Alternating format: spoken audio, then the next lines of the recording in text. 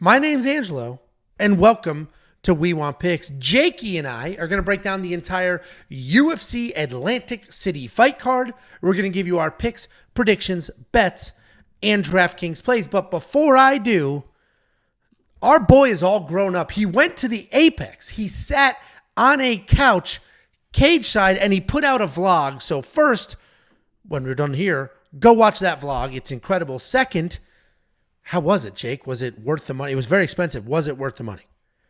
I think it was absolutely worth nice. the money. I mean, that was a crazy experience. Obviously, when you're going into something like that, your expectations are high, but I think it exceeded every expectation. And some of the stuff that wasn't on the vlog too was like, so Minty was awesome. Minty's part of this channel now, and she was obviously there working, and she knew I was coming in, and she was awesome. I couldn't put it on the vlog because I didn't film any of it, and I didn't want like still pictures, but she took us back into the studio. Right when we walk in the studio, I see Dean Thomas, who's been on our podcasting from, like, hey Dean, and Dean was in there. Michael Chiesa was back there. I didn't really talk to Michael. I shook his hand and said hello, but Dean was awesome. What's his name that does the weigh-in show was back there. Yeah, I didn't know who that person was. And we were talking to him for a little bit. We got to go on the set and stuff. And then after the fights, obviously she was the one that introduced us to Nina and Tracy, so we got to do all that stuff. When I was walking out to the bathroom one time, I ran into Marvin Vettori, Manel Cobb, and I was like, "Hey, Marvin." He's like, "Hey." How big is Marvin Vettori? Not as big as you would think. I mean, oh really? Like yeah, but he was like leaned over, like signing in or something like that too. Yeah, but yeah. Then I was like, "Hey, Marvin." He's like, "Hey." I was like, "Hey." And then So there's just random fighters. Is the Apex is also attached to the gym? I think it's next door. I think it's a building over. I think is Gotcha. I'm pretty sure because it's a big place. But yeah, they just walk in like the same entrance that I walked into. You just like it's like showing up to like a high school gym. You just park in the parking lot and you just walk in, and instead of a gym, it's the Apex. And it was definitely incredible. I also met the translator in the bathroom. He's like the coolest dude in the world. That white guy, the tall white guy that does all the translations. All the translations. Yeah, he does like. He was like, "You having a good time, man?" I was like, "Yeah, I'm having a great time." And then there's funny as I left, I go "muito bom," which is like very good in Portuguese. He corrected my enunciation. He's like, "No, muito bom" or something like that. Yeah, and then I walked out of the bathroom. Whatever. It was cool. But yeah, the whole thing. And the craziest part, not the craziest part, was.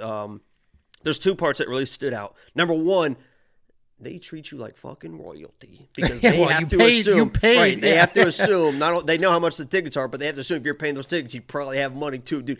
Every single person there treats you like fucking you are Dana White. It is incredible. Hey, how's it going? Hey, how's your experience? Yeah, that is sweet. And you're not even talking staff. Like you just said fighters, to everybody. The security guards that are there, just the random whatever, and it is absolutely incredible. And I just, I don't know if you have any more questions, or I was going to get a little speech or whatever, but no, go for it. Because we haven't talked about it at all. No, you and I have not. I've been calling. You've been sending me straight to voicemail for 2 full days. I was at Target this morning. So I can't. I gave up. I was like, fuck it. If he wants to talk, he'll call me. I don't wear AirPods or anything, so I'm not holding my fucking phone walking around. No, I get it. No, it did. I watched your vlog. Everybody should watch. It's only 15 minutes. It's not like an Angelo vlog. And it was incredible. Even Quint, who is celebrating 16 months of membership. Love you, Quint. Said a very fun blog. Thank you, Quint. It was a great vlog. Jacob always does a good job with that shit. It made me want to go. I said to Tiffany, I was like, it's so expensive, but I want to go. And she was like, well, how much is it? And I told her. And she was like, that's what we spent on the... Because she got me floor seats for the UFC Vegas, right, or UFC, whatever it was. And I was like, yeah, but... this is actually better. Like, it's not, the cards aren't as good, but the experience is probably way better. And I went to 285, a monster card, had incredible seats, right? I mean, section 100 right in front of the cage. So I feel like I can compare the top of the pay-per-views and the Apex experience. And obviously there's going to be a little bias because it was the Amanda card. I was excited about Amanda and stuff like that. But, I mean, that experience was second to none. That trumped the 285 for me. I mean, it was crazy. And you can literally interact. Like Yusuf's, if you guys haven't watched the vlog, Yusuf's Law after his fight came running up to me and was like, because we were rooting for him, you can interact. Like Jarno, we were like, let's go Jarno. He was like nodding at us and stuff. Yeah, I felt like I willed Miles Johns through his fight. I'm like, come on, we didn't come this far, Miles. We didn't come this far. Yeah. And then the craziest part too was Edmund Shabazian fight. I mean, I felt like I was doing the exact same thing that I do when I watch the fights live for the live streams. Like I was loud, I was obnoxious. They could hear me, but it's like I didn't give a shit. And nobody yelled at you to stop saying hot dogs? Like people like behind us were like, the best part was I told everyone was going to yell hot dogs. We did it multiple times on the broadcast,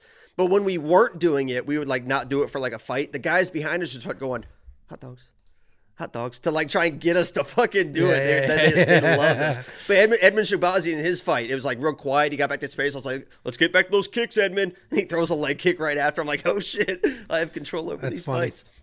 Yeah, but, I mean, it did look incredible. My favorite part, the part that and anybody, there'll be chapters when this video is done, but my favorite part of it, where I like audibly laughed out loud, was when you yelled Paul Felder, and then you edit it to the actual broadcast, and he like you hear Paul Felder, and then he's just like. Like just laughs, what's funny about that doesn't know what to do with it. You know what's funny about that is people thought that he paused and was laughing at me because he could hear me, but he's laughing because he starts talking about scissoring, and Senko's sitting right there, and they have like a little moment. So it literally had nothing to do with me. But the editing was perfect then, because it seemed like he laughed at you. No, it wasn't edited. It was just the timing. No, I know. I'm saying like you clipping from you saying it to there is perfect. Because even people in the Discord are like, "Oh, he reacted to it," and I was like, "Holy shit!" But it was like if you watch the full thing, he didn't. At all, but. Well, it made me laugh, and you can't take that laugh back. We do have a $20 super chat from Riffraff, who is always wildly generous. He says, "Great vlog, Jacob. Thank you for taking us with you. Hot dogs." My favorite comment, thank you, Riffraff. My favorite comment on that video was like, "Wow, looks like Jacob had the time of his life. He got to meet Amanda. He sat cage side. He sold a couple of hot dogs." Like, I don't know why that just he sold some hot dogs. Cracked me up. Yeah, my neighbor, the one that you went to school with, my neighbor sent me that Facebook video clip I sent you. He sent me, and he was like, "Is this Jacob at the 50-second mark?" So I don't even know. Like he watches this, but he only watches this for the mean comments towards me, so that he can shove it down my throat later. But he must have been watching that, heard hot dogs, and then just assumed you're the only person that would possibly yell that, because I don't think he knew that was your game plan going in.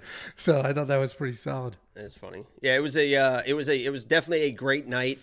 And I gotta say thank you too to everyone that watches these videos, that likes the videos, becomes premium members, everyone, because you have a direct hand in this. I mean, you guys literally had a direct hand in putting me front row at an Apex event, and hopefully the vlog kind of let you into that experience. That's what I tried to do anyway. I tried to film as much as I could and give you guys that experience.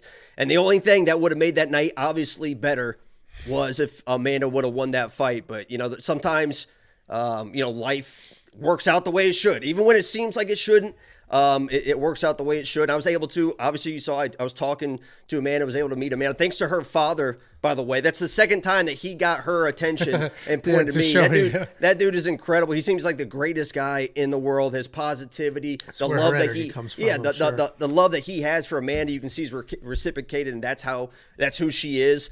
And also, when I was talking with Amanda, she did say, I hope that you make it to Brazil. I think she said her hometown in Brazil. So I would like to say, hey, I would love to come to Brazil. But I'm being serious about this, because I think what we could do is a content thing.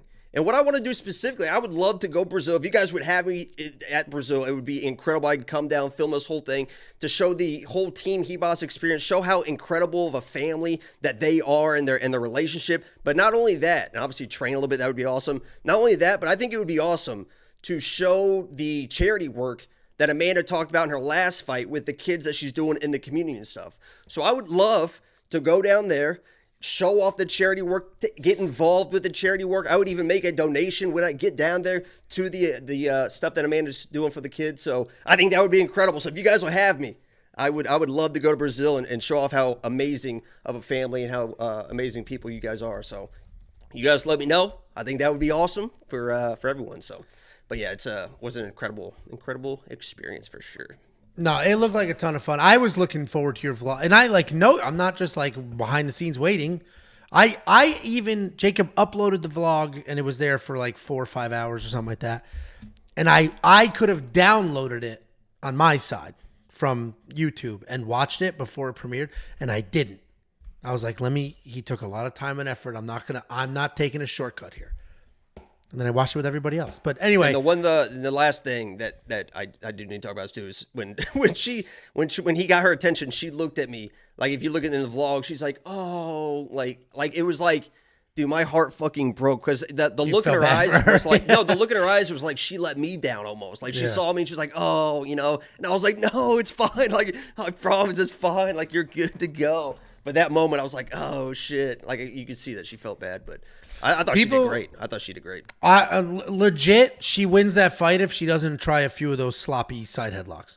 Without a few of those sloppy side headlocks, she wins that fight. She lost that fight because she slipped on a couple of those throws, and it was just bad optics at the end of some rounds. Right. But that's what I mean. That first round started, I'm like, oh my god, she's gonna win this fucking fight. She won the striking exchanges. Yeah, and then she got taken down at the end of the first. I was like, oh shit, man, she might have lost that round. And then the second one, I was like, she did it again. She might have lost that round. You're actually the most reasonable. I did a whole rant and rave in my 40-minute recap video where I was like, hey, if we're keeping this whole control time doesn't matter energy, then Amanda won that fight. I said, but I am in a mindset that control time does matter. So if I were a judge sitting there, I personally would have scored it for Rose, but I also would have given Isaac Dolgarian that win and Monster Rat. I would have given them all three. I would have scored for them.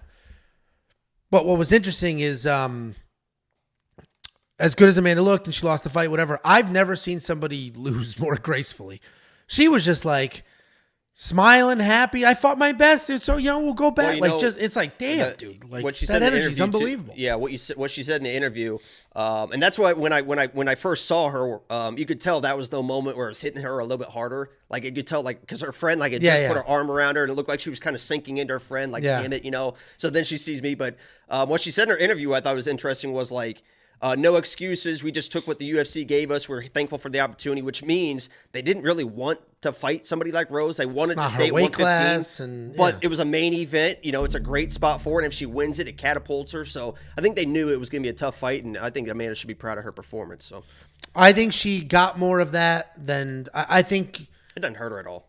At all. And if anything, it benefited her career because there's a lot of people that even if they didn't think she won, she looked pretty good. Like, her striking was good. She was tossing around.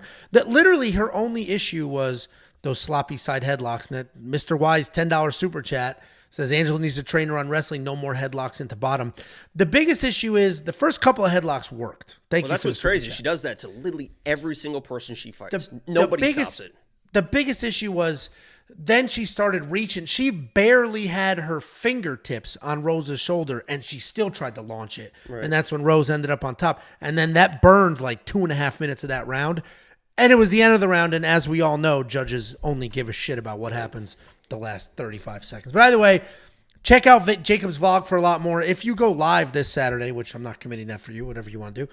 If he goes live, then there you go. You can hit him up there as well, because I'm sure people could just ask you questions for hours on end, and I'm sure I'll call you tomorrow for more. Guys, we have another new show, not just Jacob's vlog. We also have Minty here, and Minty every single Friday is doing weigh-in recap videos. The weigh-ins could be anywhere from an hour to 2 hours. And there's giant gaps and lulls. And knowing what somebody looks like on the scale is very important. Knowing who was first, who was last, who missed weight, who made weight on the second attempt. All of these things are important. Did somebody look like a giant next to their opponent, even though the listed statistics say that they're about the same size? All that stuff is very important. And Minty is giving you a weigh-in recap. She watches every minute of the recap, every minute of the weigh-ins, writes out all the notes, films a weigh-in recap for you right here on We Want Picks. It's anywhere from 2 to 5 minutes, depending on what happens, right? If it's pretty smooth weigh-in, it's not as long. If there's a couple things to talk about, it will be longer.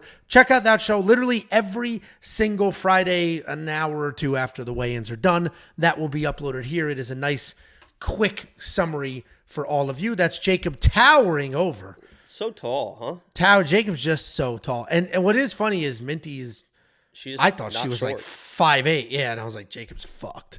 He's gonna look. He's gonna look like this. She's 5'. Well, she's wearing heels. So I'm sorry. No, I meant to say I thought she was like 5'3", but she's 5'8". So she's 5'9", and she's got heels on. She's probably 6 foot right there. Yeah, probably. Oh, you must be 6'5". Anyway, check out that show every single Friday for you. And then you should check out premium membership. It's only $10 for an entire month. And what would this show be if I didn't push premium? We have well over 3,000 premium members. And I thank every single one of you, as does Jacob. And I think that's a direct reflection of A, the product, and B, the price point. It's $10. $10 an entire month. You will cruise right into UFC 300. That $10 will get you the safety parlay. You can unlock it at WeWantPicks.com. Just click Become a Member at the top. It will also get you tools like the line movement tracker, detailed data, metrics, and analytics. 38 columns of information that you can use to jump in or out of prop bets is how I like to use it, but plenty of information and data to do your own research. Why are you holding up a box of cards? I think I might start opening them right now. Oh, because that drove me nuts last time you did it. Like it's a new hobby box. There's 2 autographs. I just want to make sure. I don't want to do a separate stream, but if I'm live and I hit something crazy, I want to. So do it on Saturday. It's just a lot of work. Okay. I can't wait till Saturday to open this box. You're also going to get the best DraftKings ownership projections in the game. Our premium membership is a ton of betting content and also a ton of daily fantasy content. One of the daily fantasy content offerings is our DraftKings plays, our DraftKings optimizer, our DraftKings ownership projections, the best ownership projections in the game. If you do DraftKings fantasy, you know how important that is. And as I mentioned, it'll be preloaded in our optimizer. Everything I just mentioned, so much more, $10 a month. There's no tiers. There's no like, please buy my fantasy premium for $10, and then the betting premium is another $10, and together, no, none of that bullshit. Guys, if you become a premium member, I can go to another Apex, and we can have a lot of fun. There you go. I do appreciate all the premium members. I know I can be very annoying, and I interrupt Angelo, and I'm very self-aware, guys. But one thing I want to be known as well is always fucking appreciative. I always try to be appreciative to everything going on the channel and everything that you guys are doing for my life. So thank you guys so much for everything you've done for me and continue to do for me and the channel. And if you want to support us, $10 a month. Premium membership. And I can't. I've been sitting here trying to. It is a great way. That's a higher being saying just chill with the cards. Anyway. $10 a month, WeWantPicks.com. Just click Become a Member at the top. UFC 300 is around the corner. Jacob just filmed an incredible vlog. Well edited. Great music. Isn't it nice crazy? quick I shots. got 2 days in an entire UFC event into 15 minutes. And he's about to shit on my product. Let's hear it. And you organizing candy is about 10 minutes of an hour and a half vlog. You posted a vlog that was an hour and a half, a full featured film. It was a whole week. It was Christmas week. His that is a sign from the heavens, guys. If you want to send something, we will open it on the vlog. We have a local small business reached out to me. They will be featured as well. A lot of people just want to send stuff. A lot of people want to, hey, this is my business. This is what we do. Here's a shirt. Whatever you want to do, here is the address. We've opened up letters. We've opened up the hottest hot sauce I have ever tried in my entire life. Here is the address. P.O. Box 406 in good old Prosper, Texas. Send whatever you would like to send as long as it doesn't blow up. We have a couple of super chats. $10 from Andres Orozco. Orozco. From Andres. Thank you very much for the 10 peso super chat. And then Angel. Loopy Fight Week. Let's get excited. Angel Tavares. Jacob, abre la caja, por favor. Open the cards, please. People didn't know I speak Spanish. You ready to break this down? I think so. This is a good card. It's a great card. So before we break, I was trying to jump in, but before we break it down, dude, we're 19 minutes into this. Holy shit. There are chapters. Feel free to skip ahead. We got a comment. This is what I'll use to segue into this. We got a comment on my Quick Picks video, and it said, there's a whole lot of 50-50 fights on this card. I love it. And that's an interesting comment because That is why we love this sport. This sport is so amazing because of the unknowns. First pack. But you're going to love this, baby. We did it, sweetheart. Oh, yeah. Parker Porter. Can I have that one? Give that one to me, please. Yo, I need him to autograph this. Can you send it to him? I'll ask him to autograph it. That's not a problem. Of course. I want to focus. Parker Porter, baby. See? Don't do that while we're doing the breakdown. Anyway, that comment really stuck with me because that's why we love this sport. And obviously, as gamblers and bettors and people who bet on it, we get a little jaded, right? We see a Yusuf Zalal smoke a Billy Q, and then we get mad at Billy Q. We see people make bad decisions like Corey McKenna, and then we get mad at Corey. But the reality is, we love this sport because of the unknowns, and this card is loaded with 50-50 fights, and it's going to make it a spectacular card. Let's go ahead and break this card down. Enough yapping, huh? The fight order is not established yet. It is not defined. It is not clear. We're going to go with the fight order that's listed, but it is not permanent, so this will change. But for now... What are you talking about? This is a main card, almost a main card fight. Are you on Tapology or UFC.com? The first one's Angel and Caolan. Oh, well, then they just switched the order up like an hour ago. Anyway, opening up the UFC Atlantic City fight card, we have Nate Landwehr taking on Jamall Emmers. Jamall Emmers is stepping up on somewhat short notice. It's not exactly super short, but this was originally supposed to be Patty Sabs, but Jamall Emmers has stepped in. We got Nate Landwehr, 17-5 overall, 3-2 in his last 5. He's coming off that decision loss to Dan Ige. He's taking on Jamall Emmers, 20-7 overall, 3-2 in his last 5, coming off that knockout win over Dennis Buzukja. And this should be a really fun fight because Nate Landwehr, as we all know, this guy is nothing but pressure. He's just going to throw everything at you, run forward, full speed, being wild, looking wild, trying to get a finish at all costs. Talented guy. He's got some good power. He's got some good skills. He puts himself in harm's way, literally for the fun of it. Who the fuck is this? I don't know, but I remember when I specifically said, don't interrupt me during the fight breakdowns for your stupid cards. I didn't even say anything when you held it up to the screen, but then you started talking. Like, what are we doing? What are we doing? See, this is why I don't like that shit. And then you act confused. And then we get comments like, oh, ugh. But you can open them just like quietly, like, ooh, look at this. Anyway, Nate Landwehr's crazy, comes forward like a crazy person. He'll shoot a million takedowns. He'll swing wild at your head. You've never seen a boring Nate the Train fight. He is coming off that loss to Dan Ige where, in my mind, the takeaway from that was just that there's levels to this. And while Dan Ige's record of the last couple of years isn't great, it's more of a reflection on who he's fought than his skill sets because he's a very good, very talented guy that was able to defend all the takedowns and then put Nate Landwehr down. Nate's going to have enough tough battle ahead of him here because he's got Jamall Emmers standing in front of him. This guy's a very good striker, but also a wrestler. You're going to think he's a striker watching the fight, but he's actually a wrestler in discipline. His background is wrestling. His takedown accuracy is not great, but his takedown defense is very, very good. And while his UFC record is not spectacular, he's had some tough competition as well. He's 3-4 in the UFC. He lost to Giga Chikadze. Super close fight. Lost to Pat Sabatini where he blasted that dude, almost had him knocked out and then got caught in a submission. And then he lost to Jack Jenkins, which was a straight-up robbery. Since then, he knocked out Dennis Buzukja in under 1 minute. And that's who Jamall Emmers is. Nuts power, great takedown defense, little bit of bad luck. A couple of these fights were bad luck. Some people think he beat Giga. Everybody thinks he beat Jack Jenkins. And then Pat Sabatini, he blasted. I think Jamall Emmers wins this fight too. Problem is, it's a little scary. Anytime you have Nate Landwehr in a fight, it's nerve-wracking to bet on either side because Nate could get smoked like Dan Ige did. Defend the takedowns, blast them, done. That is exactly what could happen here. That is what I think happens here because Jamall's a very good wrestler with takedown defense and power. But Nate has some I think he's literally the best lock of the week of all time, right? Nate has some. He's not. Who is? How good we've been. I thought he was like. Oh, that's right. I thought Nate was like plus 375. Well, anyway, Nate Landwehr has shown up and destroyed many people that were supposed to win. I don't know if it's going to happen here. I do think Jamall's takedown defense and his power are going to be the difference.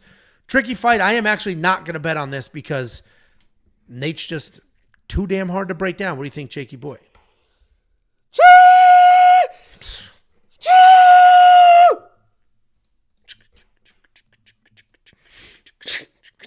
Here comes the comment. People right now. Jacob is so fucking annoying. One of the comments we got. So annoying. Immediately right now. I can't stand Jacob. So annoying. Sorry for having fun, guys. One of the comments we got, which is like you just played into it, was it started with Jacob's very annoying, blah, blah, blah.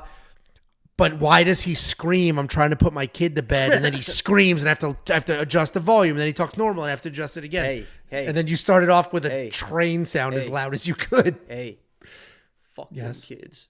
You know what I mean? Fuck them kids. Oh, listen, I know what you mean.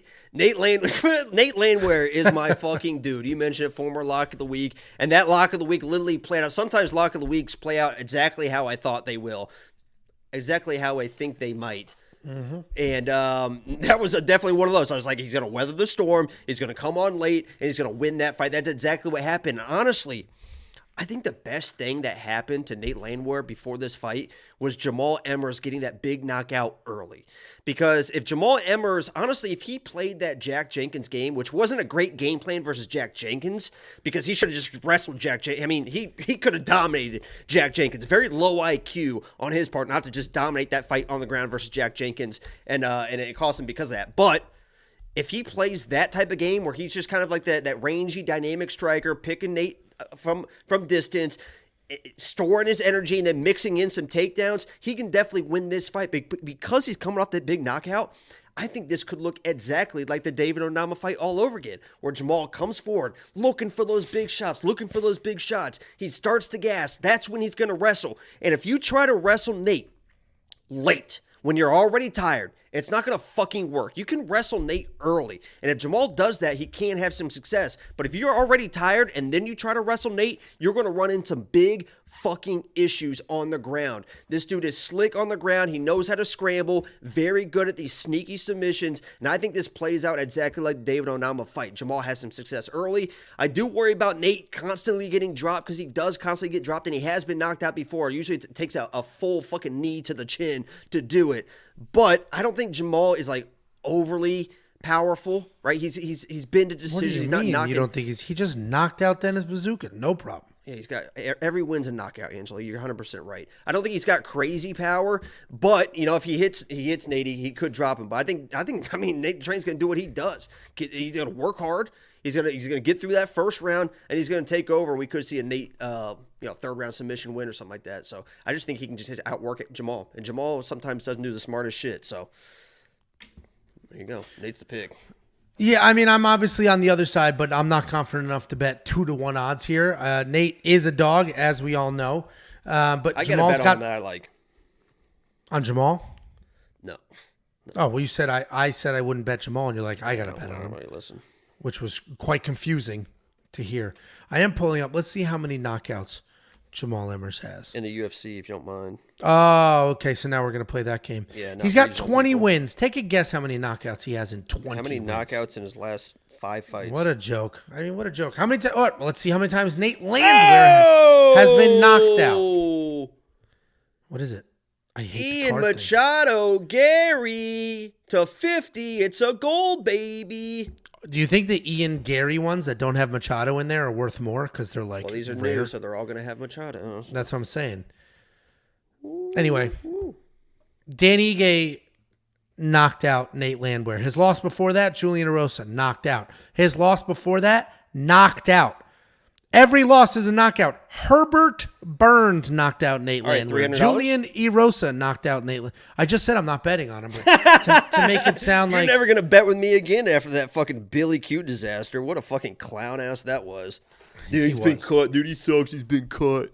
He's been cut before. That's how I'm still going to bet to him. Billy Q should be cut. You know what's funny about that, too, is me and Zalal are like best friends now, and Zalal, I'm pretty sure, is dating Macy Barber, who beat Amanda.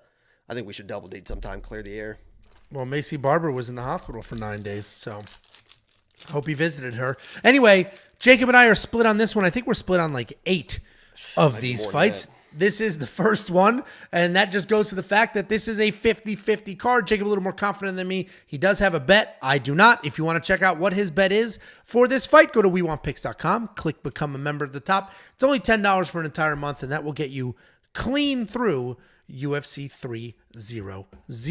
We do have a couple of super chats. $4.99 from Dr. Y, and I like Dr. Y quite a bit. And I know he's a normal person, which is why I know this is not sarcasm. He says, why was Parker Porter cut? He could have been a gatekeeper. I actually don't know why he was cut. Like, obviously, he's got a couple of quick bad losses, but that's the heavyweight division. He lost to freaking Jalton Almeida.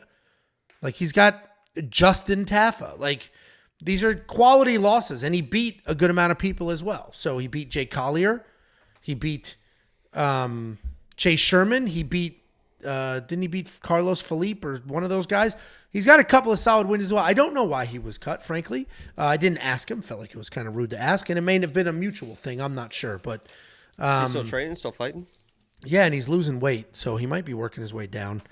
155, huh? He's coming for Islam. Okay. Anyway, I agree. He had success in the UFC and could continue to have success if they kept him there. Obviously, he wasn't going to be a world champion anytime soon, but who is? Even Jalton Almeida didn't make his way up that ladder. Dr. Y also said, I told Jacob to do this in Discord. You should do this in Discord, you bum.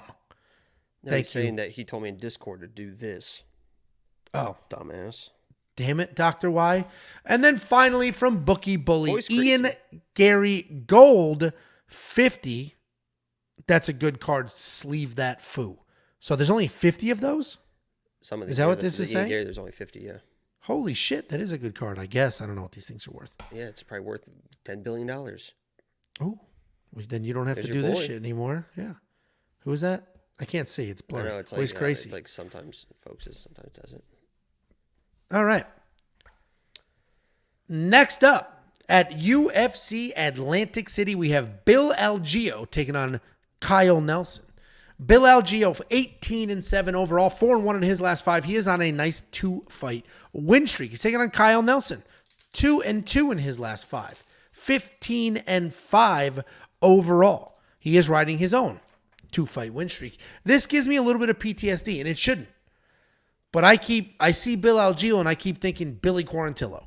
And they're not the same fighter at all. They don't have the same fighting style. They're not the same at all. But it does give me that same, like, mid-level, should win part of the division, have a couple of weird fights on both sides kind of vibe. But people are very confident in Bill Algeo. The line movement doesn't reflect that. He went from -250 to -190. But the comment section certainly does reflect that. According to the people on the Twitter and in the comments, Kyle Nelson's going to lose this fight. He's no good. I disagree. While I do think Bill Algeo wins this fight, Kyle Nelson's actually pretty good, and I think he's proven that over his last couple of wins. He's a solid striker. He's got good power in his hands. He's been in the UFC for a long time. He's been here since 2018. He did just get his 3rd win, so he's still got a losing record here. He needs one more, but he's got solid takedown defense. He does a good job using your shots to sort of sprawl and spin and take over, and we just watched him move forward and beat Fernando Padilla, who just got his own finish win. So all of a sudden, Kyle's wins are looking better, and I think he is a lot better than his record, or at least certainly better than the reputation that for some reason he has. Bill Algeo's good as well. He's got that awkward Wonder Boy karate style stance with his hand placement. He does have some solid defense, surprisingly high output. Typically, those stances, there's not going to be a lot of volume there, but Bill Algeo does have a good amount of volume, landing over 6 significant strikes per minute.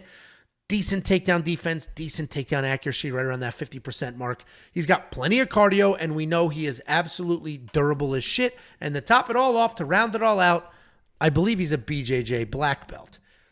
Bill Algeo should win this fight, right? He's got that tricky striking. He's got good BJJ. His volume is absolutely insane.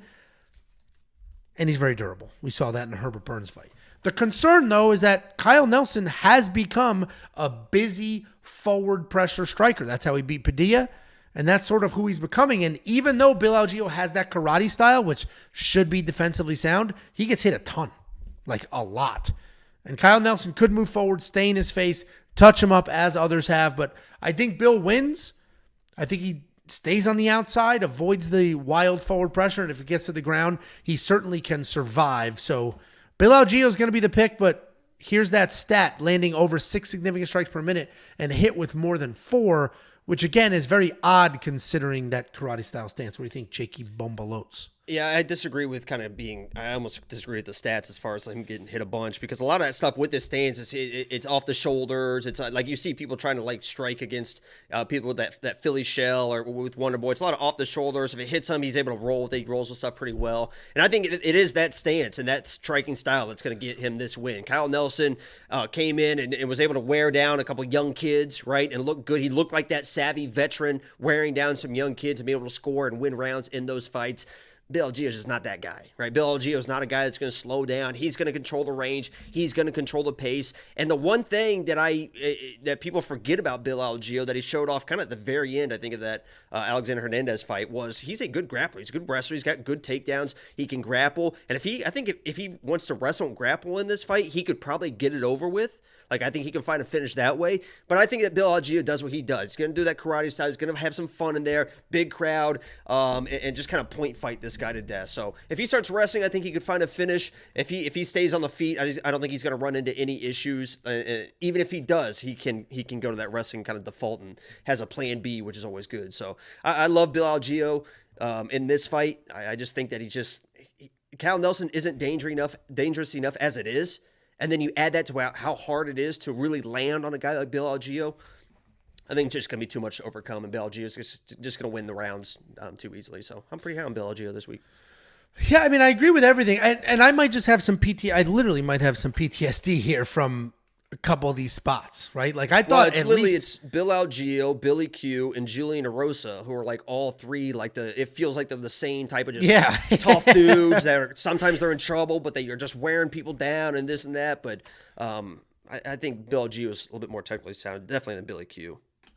He definitely is, but the whole thing last week was I picked Billy to win, I bet on him to win, but all I needed him to do was get to a decision. And he was always tough enough that that's not a problem. And then it was a problem. And then now Bill Algeo, similar type story. Yeah, he should be able to. This should be the over. We'll see what happens. I agree with you. Bill Algeo should win. He's the more well-rounded guy. The BJJ black belt is just the cherry on the top. $9,100 in DraftKings Fantasy. You spending that money on Billy Algeo. I honestly think he can be a sneaky play. I think he'd be a sneaky play. You think he can? Well, I mean, he would have to finish or wrestle heavy to be worth that money, basically. I think he'd be a sneaky play because he can throw volume. If he has somebody backing up and Kyle's, tough enough to eat a lot of shots, Bill just fucking stay on you too. Yeah. I mean, he'll stay on you. You can add up points quick like that. What the fuck was that? You all right there, bud? Oh, just before you're like, it's a miracle I didn't get sick in Vegas, and then now you're having a stroke on camera. So. Yeah, I thought that was pretty clever.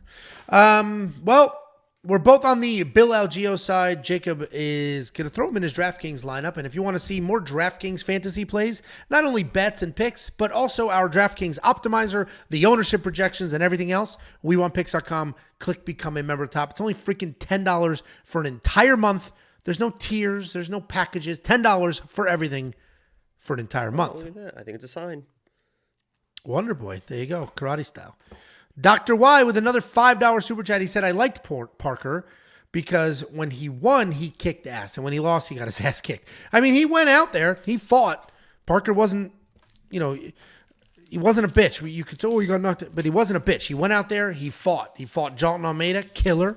Fought Justin Taffa, struck with Justin, knowing full well who Justin is. Is it true that he was one even of the, Carl Williams refused to strike with Justin Taffa, not Parker.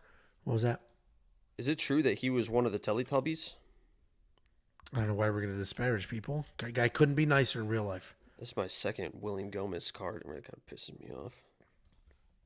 Next up, at UFC Atlantic City, we have Melissa Gatto taking on Victoria Dudakova. Melissa Gatto, 8-2 overall, 3-2 in her last 5. She is on an unfortunate 2-fight skid. She's taking on Victoria Dudakova, 8-0, undefeated. Not only is she undefeated in the octagon, she is undefeated against vaginal infections as well. She famously fought Her last fight with a full-blown infection down there was very open. What was it? It was a staph infection, but down there, right? That's what she said.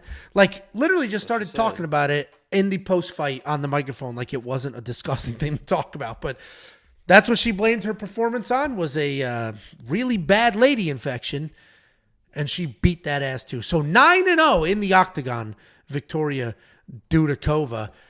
This is an interesting fight. So first of all, Victoria's moving up in weight.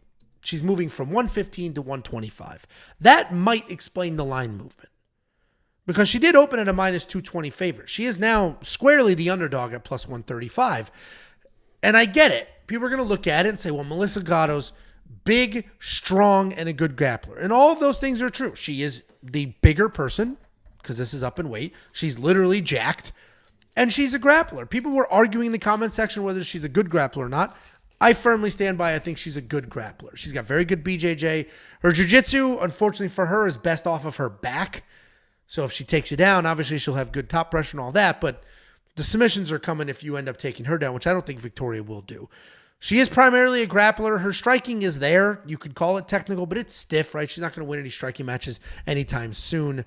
She's off a couple of back-to-back losses, most recently that decision to Ariane Lipski, where her striking actually wasn't terrible, but the takedowns were 0 for 7.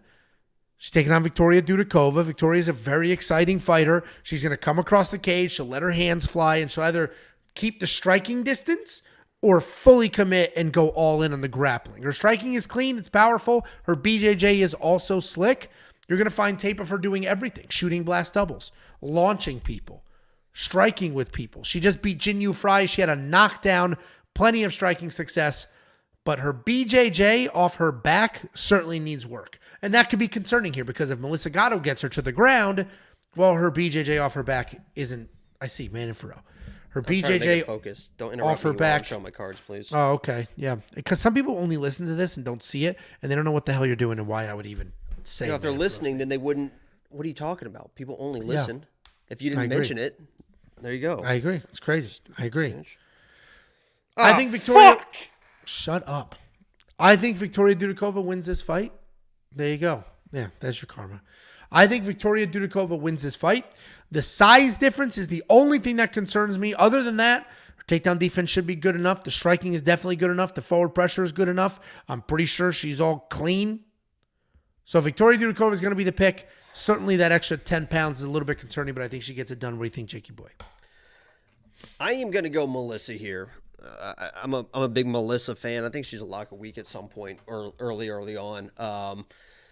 And it has a lot to do with what I saw, as you mentioned, with Victoria off her back versus Jinyu Frey. I mean, that was just not you just don't want to go to the ground Melissa at all, especially if she's able to get that top position. I know she typically is like off your back, throwing up triangles and arm bars, but she is not one of those people that's going to like absolutely like fucking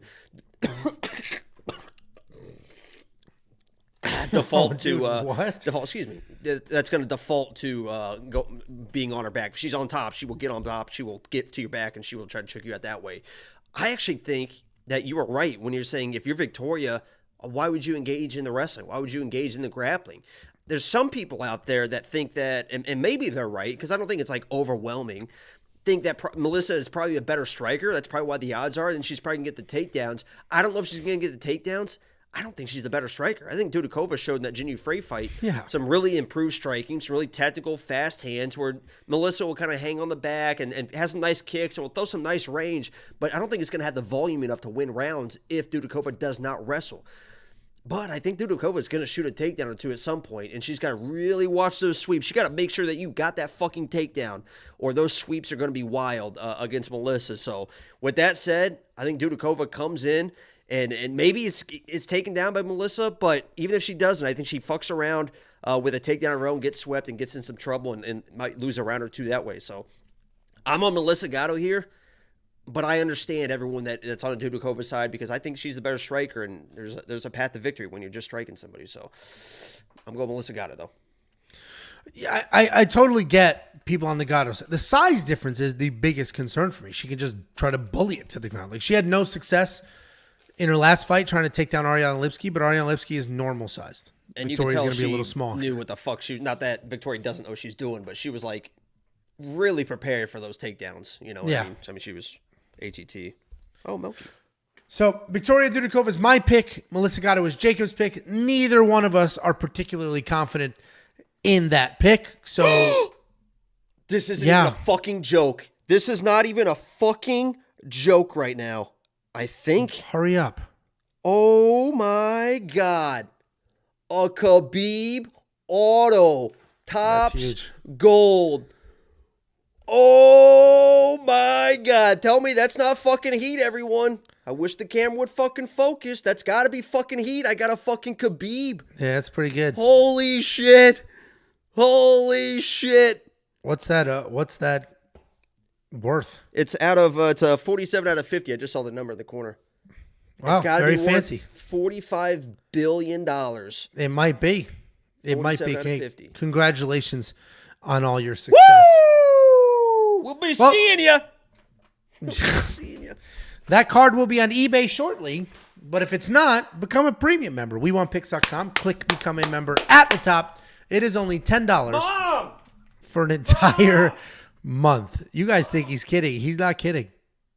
Watch, you could probably hear her. She's a chain smoker, so her voice is just horrific. Can you hear her raspy back there? You might hear the wheels on her wheelchair. She doesn't oil them. Yeah, see, you heard the wheelchair squeak. They said it was worth a lot. I don't know. See? Maybe I can get a PS5. How's mom doing? Oh, how's mom doing? She's good. What's that? How's mom? She's good. I don't have to talk to her. I don't know. Okay.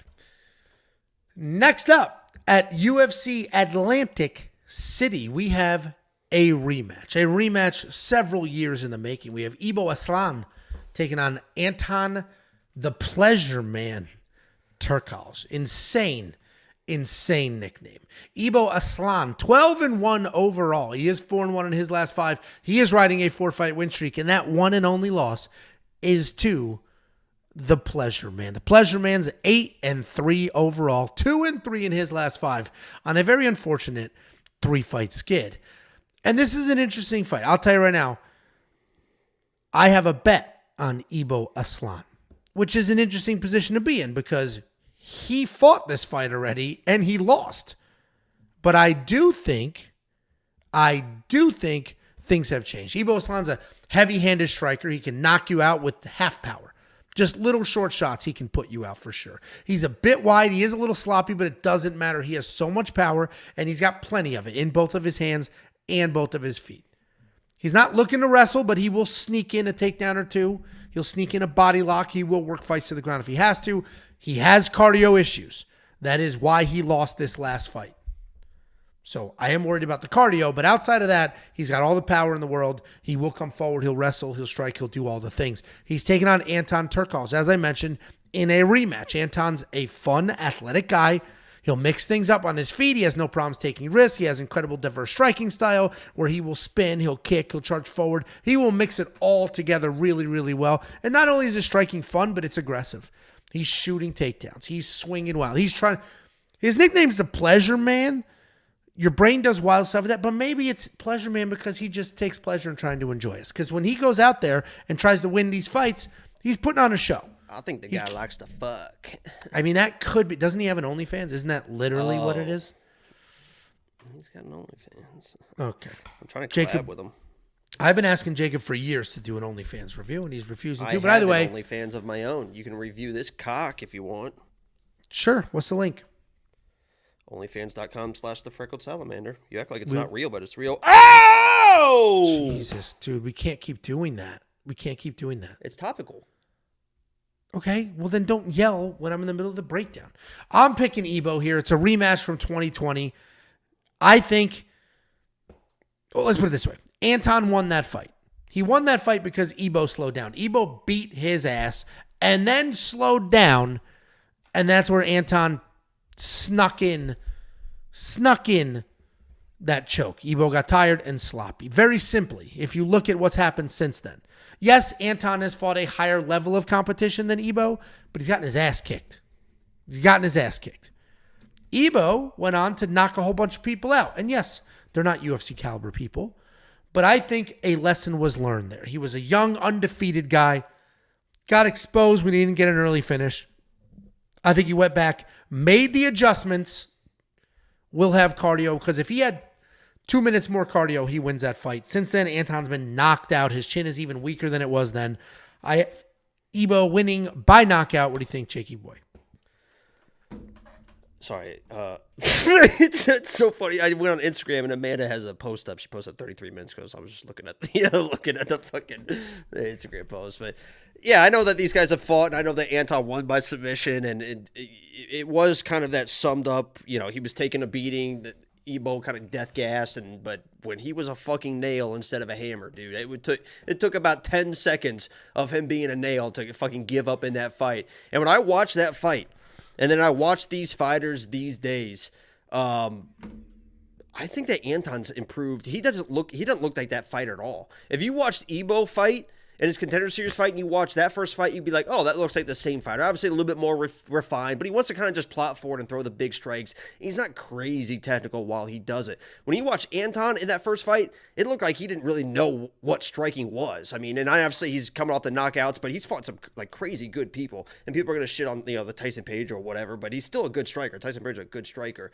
But I think Anton's has improved so much in the striking that he's going to be able to go in and out with that footwork and then mix in the wrestling too. I mean, you saw in a fight earlier in his career, I mean, was it 6 or 7 takedowns, something like that? I just think that he's gotten better since that fight. He found a way to win that first fight, and I like him in this matchup. I think he's going to weather the early storm, have the better gas tank, because even in that Vitor fight where he was having getting beat on a little bit, whatever, I mean, he hung tough. I mean, he was in that fight. He was still trying to work in that fight. So, I like Anton here. He won the first one. I think he can do the same thing. Weather the storm, get it to the ground, and find a way to dog this guy. Because Ebo showed when he's not in charge, he's not a happy camper. Yeah, I mean, I get it. I knew that this line would move a little bit. I got my bet on him at minus 115. It's only moved to minus 125. And he opened at minus 180. So the line tightened immediately. And I think most people just saw this is a rematch. He already lost this fight. So the line tightened. And then now I think it's working its way back out. I don't think he'll get all the way up to minus 180 again, but I think people will watch it, see their recent records, see that Anton's chin is starting to give out on him, and that Ebo power, I think, is going to be the difference. Jake and Briar split on this one as well. And I do think if you're building a DraftKings fantasy lineup, you might need exposure to both of them. You're building several lineups. Exposure to both of them could make sense because whoever wins this fight is going to win by finish. Ebo's going to knock this dude out, or he's going to gas again, and something's going to happen there. But you agree with that statement, Jacka? Yep. Okay. Last pack. If you want to unlock the picks, the bets, the round line leans, and more, only $10 a month at WeWantPicks.com. Just click Become a Member at the top. We do have a super chat, $5 from Bookie Bully. And he's talking about the signed Khabib Nurmagomedov card that you pulled. He said, dog, that card is over $500. That is a crazy pull. Holy shit. That's one of the best ones we could have pulled, I imagine. I mean, who else? John Joe, something Thank God I started opening these Evan cards. Tanner autograph? Angelo's such a hater. Don't open your cards. They're trying to. It's a sign not to open the cards. It's just so distracting. You don't know my God like I know my God, Angelo. If I say, what a great God we have. If the card opening annoys you, please comment after this video. We're going to get no less than 50 comments from people saying You said that last time. Card Nobody said shit. They all said it sucked. And I didn't say comment after. I said comment during. All right. Why don't we put up a poll? Put up a poll. Oh, good. More gasp sounds in the middle of breakdowns. That's fun. We're not in the middle of a breakdown. About to be. Next up, at UFC Atlantic City, we have the biggest favorite on the entire card. We have Julio Arce coming back after a full year away with a 2-3 record in his last 5, sitting as a minus 400 favorite. He's taken on Herbert Burns, 11-4 overall, 3-2 in his last 5. He's coming back after 2 years away and the most embarrassing loss any of us have ever seen. And I get why Julio is the favorite. I get it. He's a good striker. He's got good volume, impressive defense. He's able to come forward with power and still counter-strike if things go back his way. He utilizes both his hands and his feet. He moves really well. The problem, though, is when he gets hit, his chin is not always there. It doesn't always hold up. He does have wrestling in his back pocket when he fights the better strikers, And his takedown defense is pretty good at 94%. But he is coming back after a full year away and a loss to Montel Jackson. He's taking on Herbert Burns. The reason Julio Arce is a minus 400 favorite is not because of his skill set. It's because of Herbert Burns' last performance.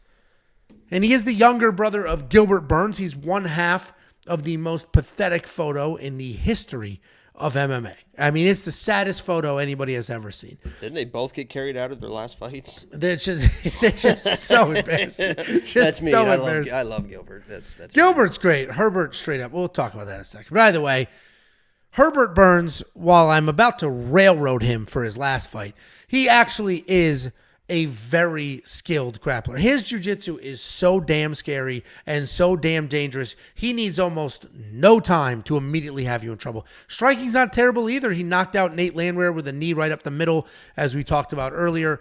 But Herbert Burns is not very good. He's not his brother. He'll never be his brother. And that's because he's got the quit button. He quits. We watched him quit in his last fight against Bill Algeo. He quit. Things got tough, and that dude quit. And then his brother had to carry him out. And the analogy that I made, because he blew out his knee. The analogy that I made, nobody carried Conor McGregor out when his leg was in 8 pieces. The analogy that I made was that Gilbert Burns had to carry Herbert Burns out of the cage like a husband carrying his new bride through the threshold, just like in his loving, tender arms through the doorway. It was sad, pathetic. The picture is absolutely hilarious. Herbert Burns. Let me just apologize for them for loving each other and being great brothers. Okay. Go ahead, apologize. I wish I had a fucking brother to be that close with. You have brothers that you don't even talk to, don't give a shit about. You kind of do. I talk to my brothers. Anyway, you kind of do in me, Jacob. In me. Yeah. I think Julio wins this fight. He certainly shouldn't be a minus 500 favorite, which he was just a few days ago. -4, it's getting a little better. I'll let you tell them what you said could happen in this fight, because it was a great analogy, and I don't want to take it away from you. Well, I think that there could be a situation where Julio Arce kind of Corey McKenna's himself in this fight, because just avoid the fucking ground and you're going to win. And that's what we try to sit here and tell Corey McKenna. Just don't go to the fucking ground with these jiu-jitsu nerds and you're just going to win the fight. Julio isn't like the most dynamic striker, but he's good enough to strike with a guy like Herbert Burns. The issue, too, is I know people want to discredit Herbert Burns, and I get it, right? He has quit in fights. He has just kind of, when things start going bad, he doesn't really have that second gear, that dog in him to kind of dog out these type of fights.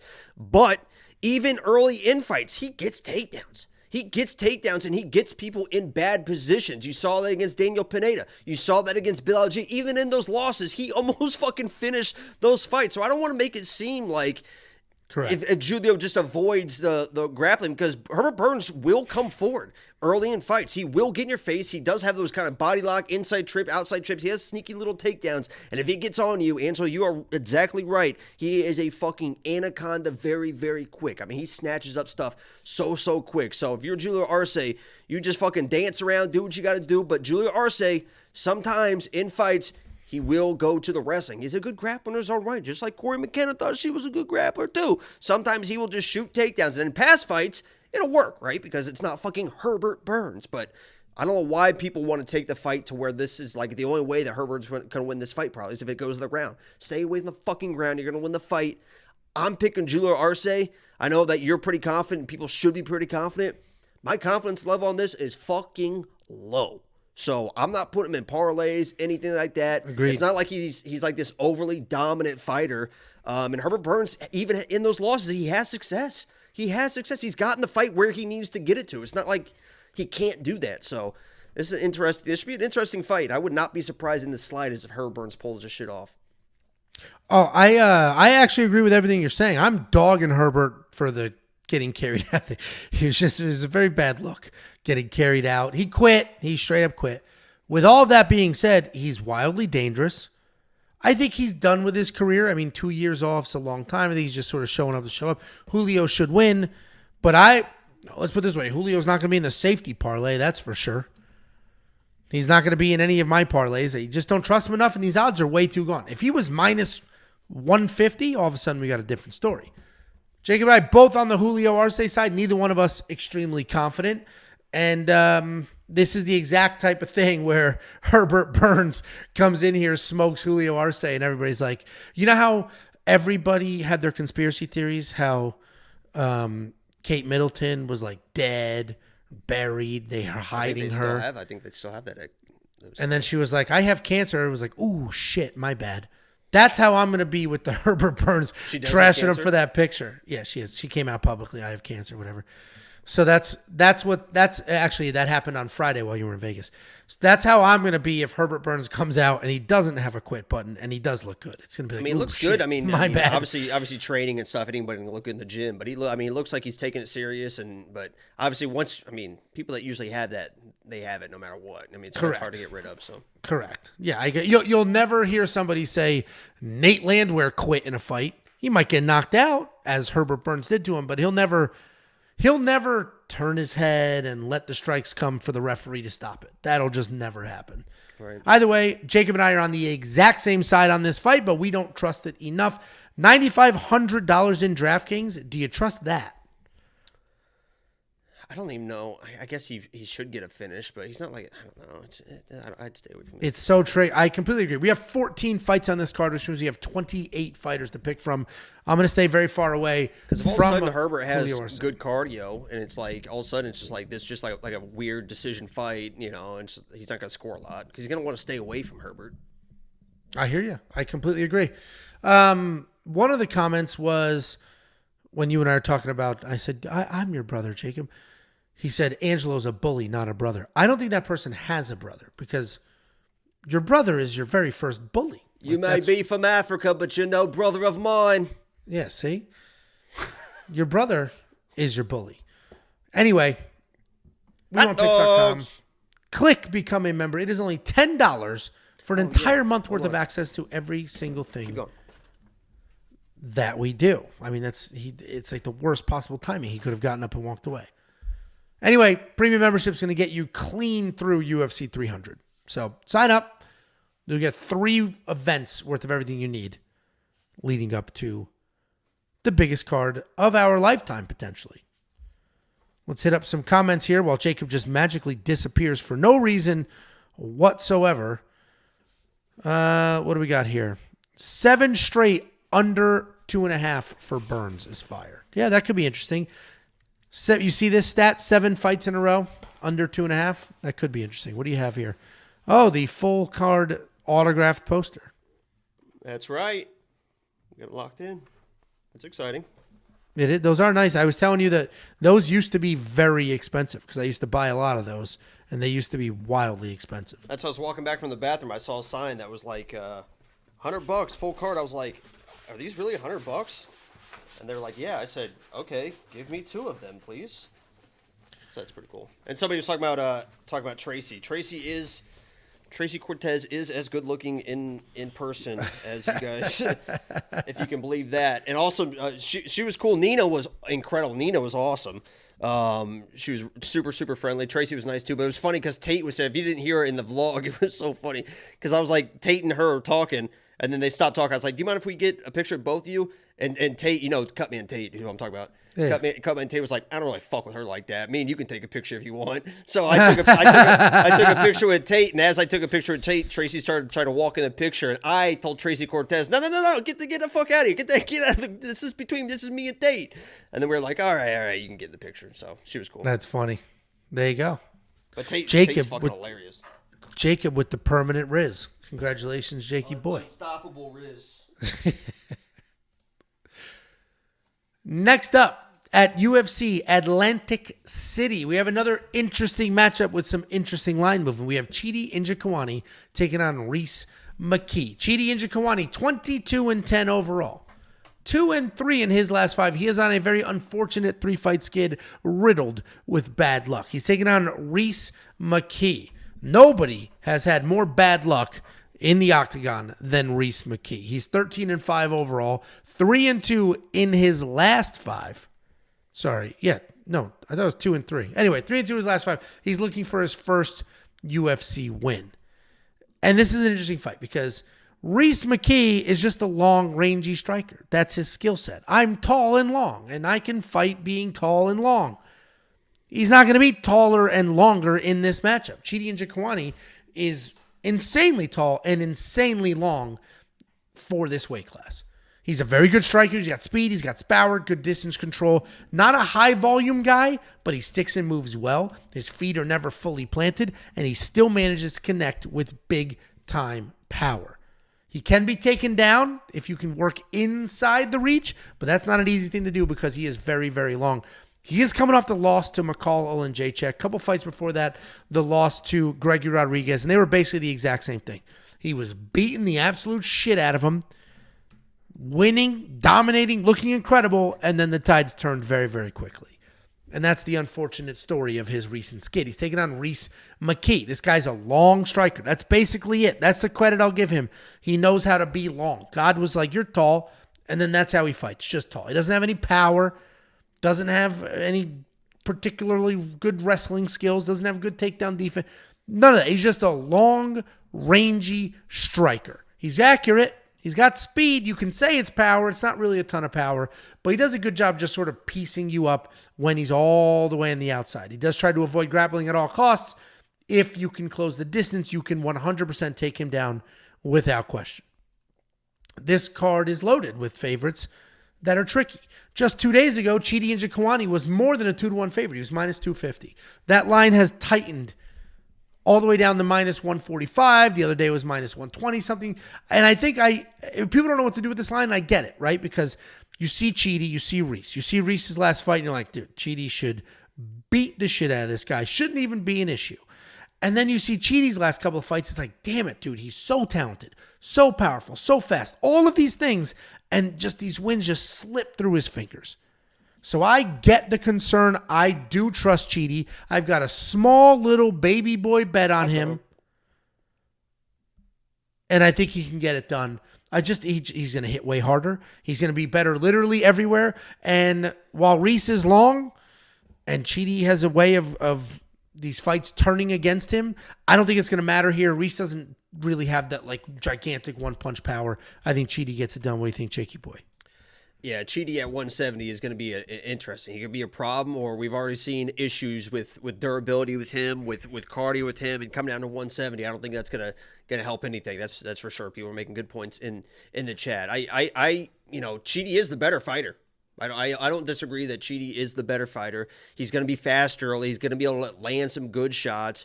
Rhys McKee is a guy that, he's known as like the Skeletor, but he's more like a zombie the way, he just fucking eats shots, and his striking is fucking slow. There's a reason why when I didn't have a fighter lock of the week at one point, I took the under 2.5 for the Ange Losa and Rhys McKee fight, because I knew that Ange fucking hits hard and Rhys McKee fucking gets hit, and we nearly almost got that under 2.5 for so plus close money. It probably should have been stopped, but Rhys showed some really nice durability.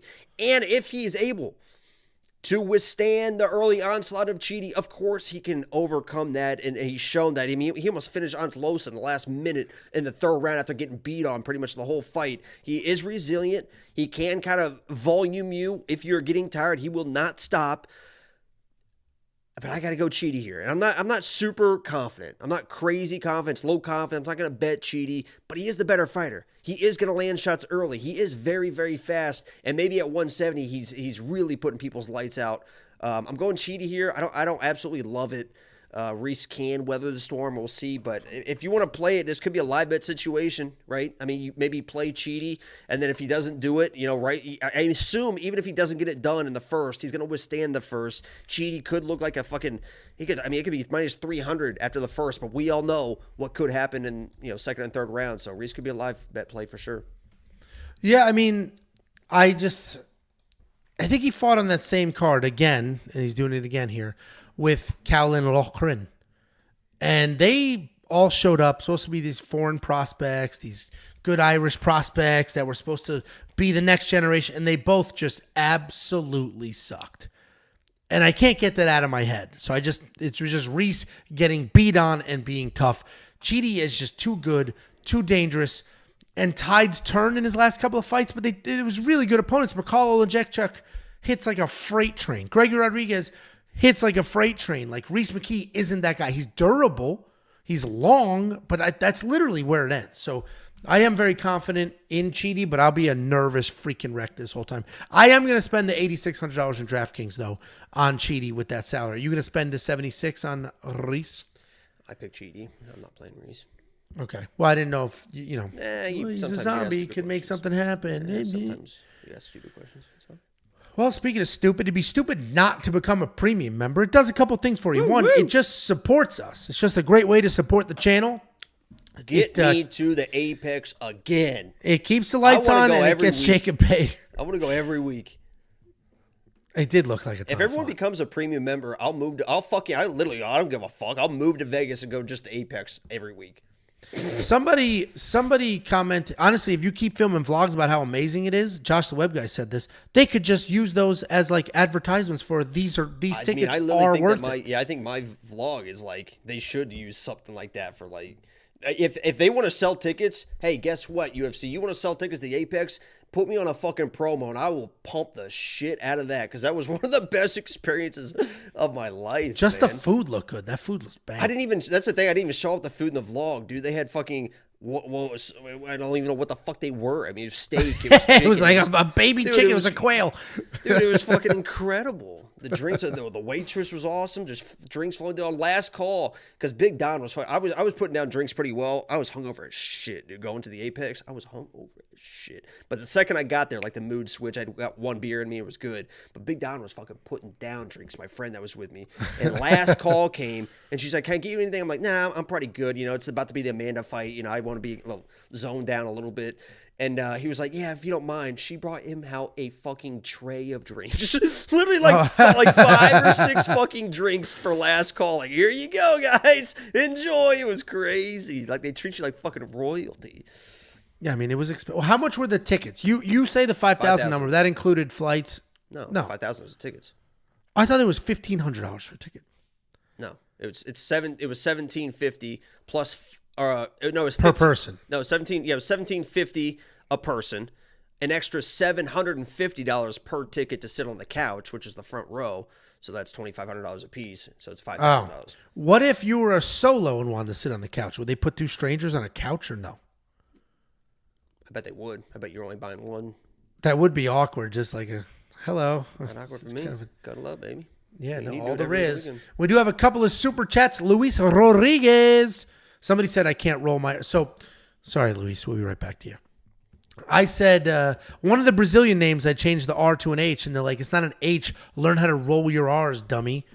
First of all, that's how the Brazilians pronounce it. Second of all, here you go. Luis Rodriguez. He donated $2 for your security because it did sound like Tracy Cortez is starting to stalk you a little bit. And the only thing I really regret, too, was as I was walking out of the lobby, because I was like, we walked out. Actually, I like walked out next to Tracy. Hey, see you. Have a good night, Tracy. And we got our limo, there. We got our fucking limo. But we were supposed to get a limo there. I didn't even tell anybody about this. Wait, they gave you a limo?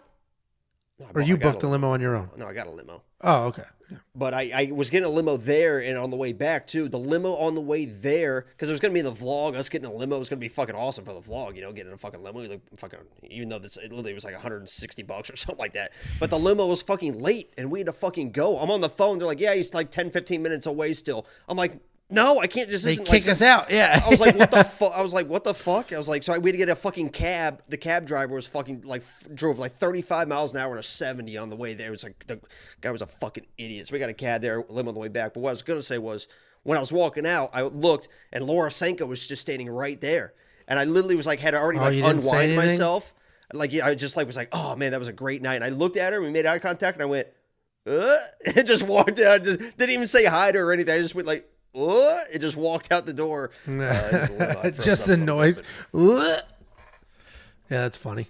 And then we have a $5 super chat from Patrick Watson. He said, cracked me up seeing you dap up Zalal on TV. Jacob, sorry your girl lost, but happy you enjoyed yourself. Brother, thank you for the $5 super chat. And it was more than a dap. The dude sought you out, pointed at you, ran to you, and gave you a hug. Yeah, I didn't even like call. I wasn't like, because typically I've been like for the first time, like, hey man, look at me or whatever. And obviously not this time, but I was actually pointing at his coach, right? The Factory Eds coach. I was like, way to go, coach. Wait, and I had my phone like this, and I was pointing like this. I was like, way to go. And the coach pointed at me. I was like, awesome. And I put my phone down. I was like, oh shit. Like Zalal was just right there. I didn't even see him running over. And I was like, oh, Zalal, congrats, man. So I didn't even he just did that on his own. He seems like a fucking awesome dude, man.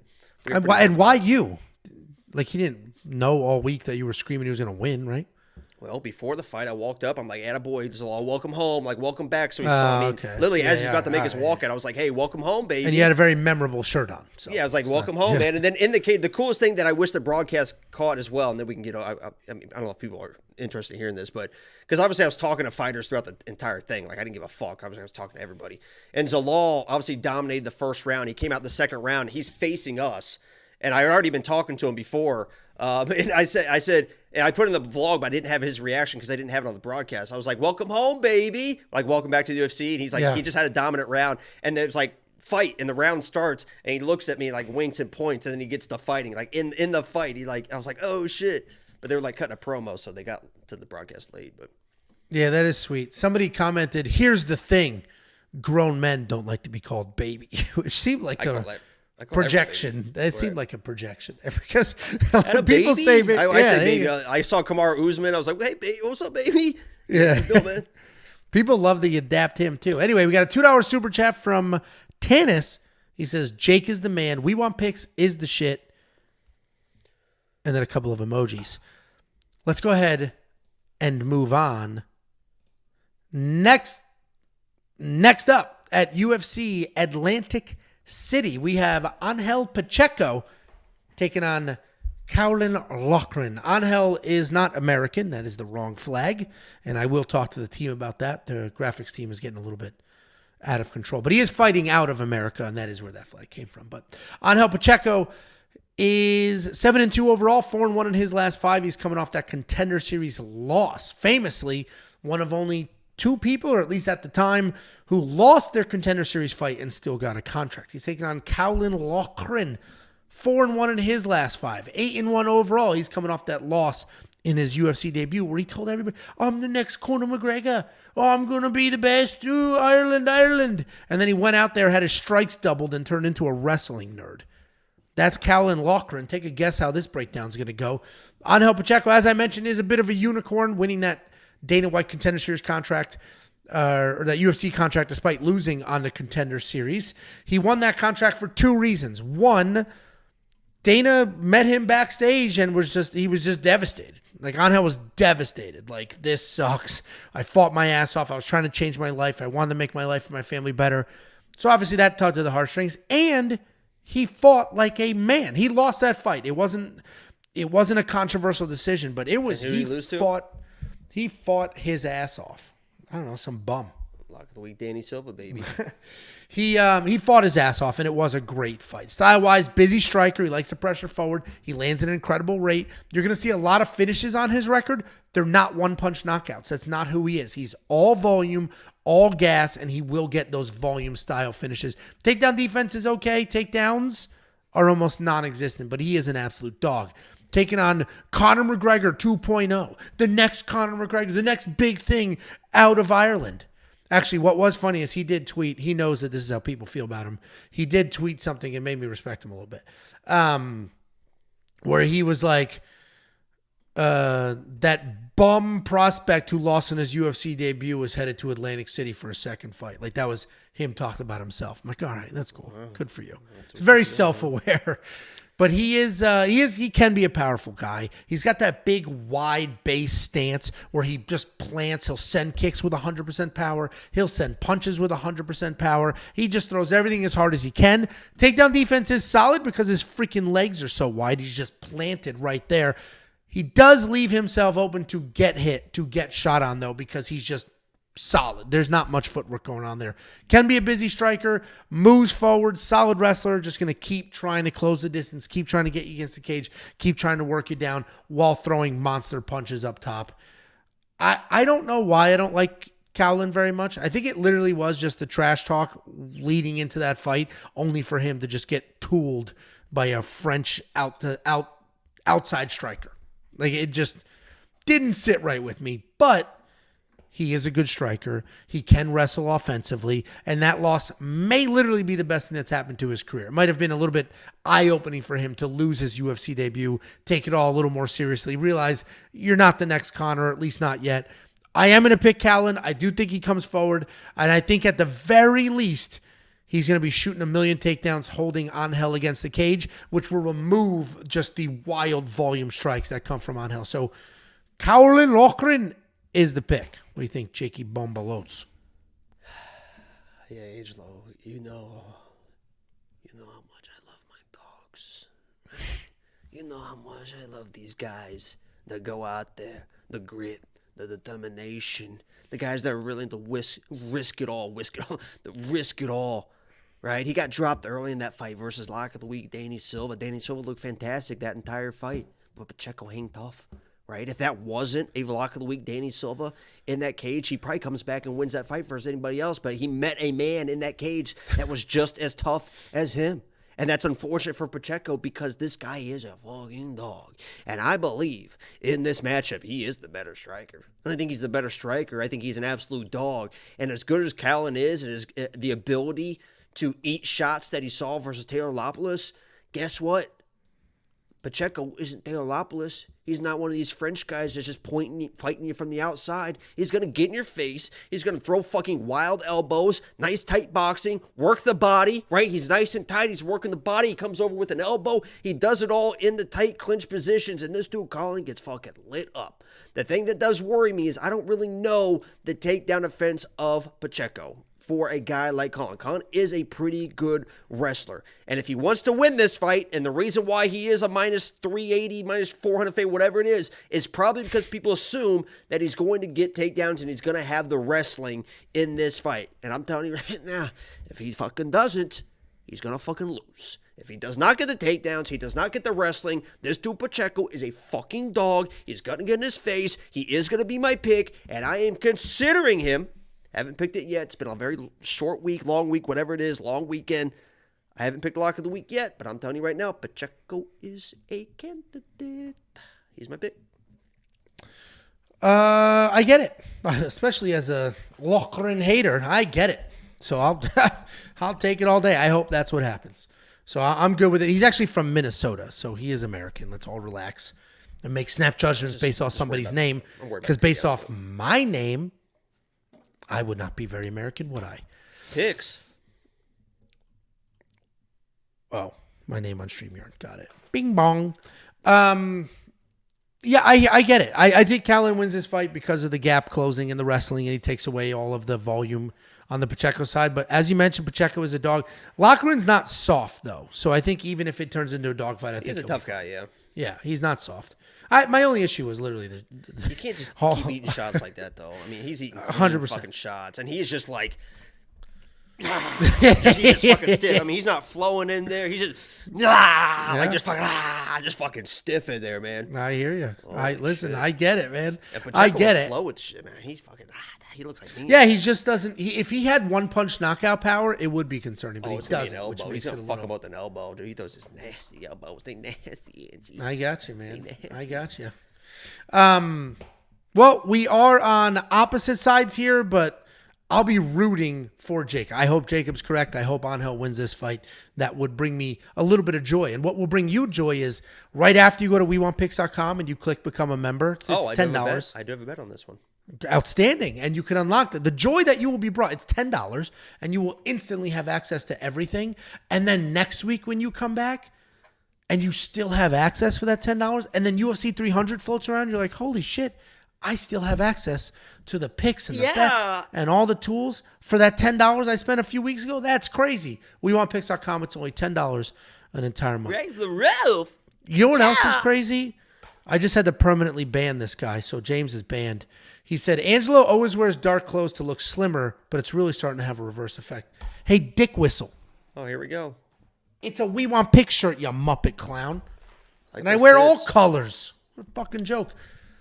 You got that sports bra on today that your wife bought you? Call me fat. This fat loser beat your ass on camera. It is videotaped on this channel. You guys can go watch it. Fucking 30 years of experience, Angelo, and a 150-pound weight advantage. Congrats on just eating the same jab 100 times and making zero fucking adjustments. Hung in there.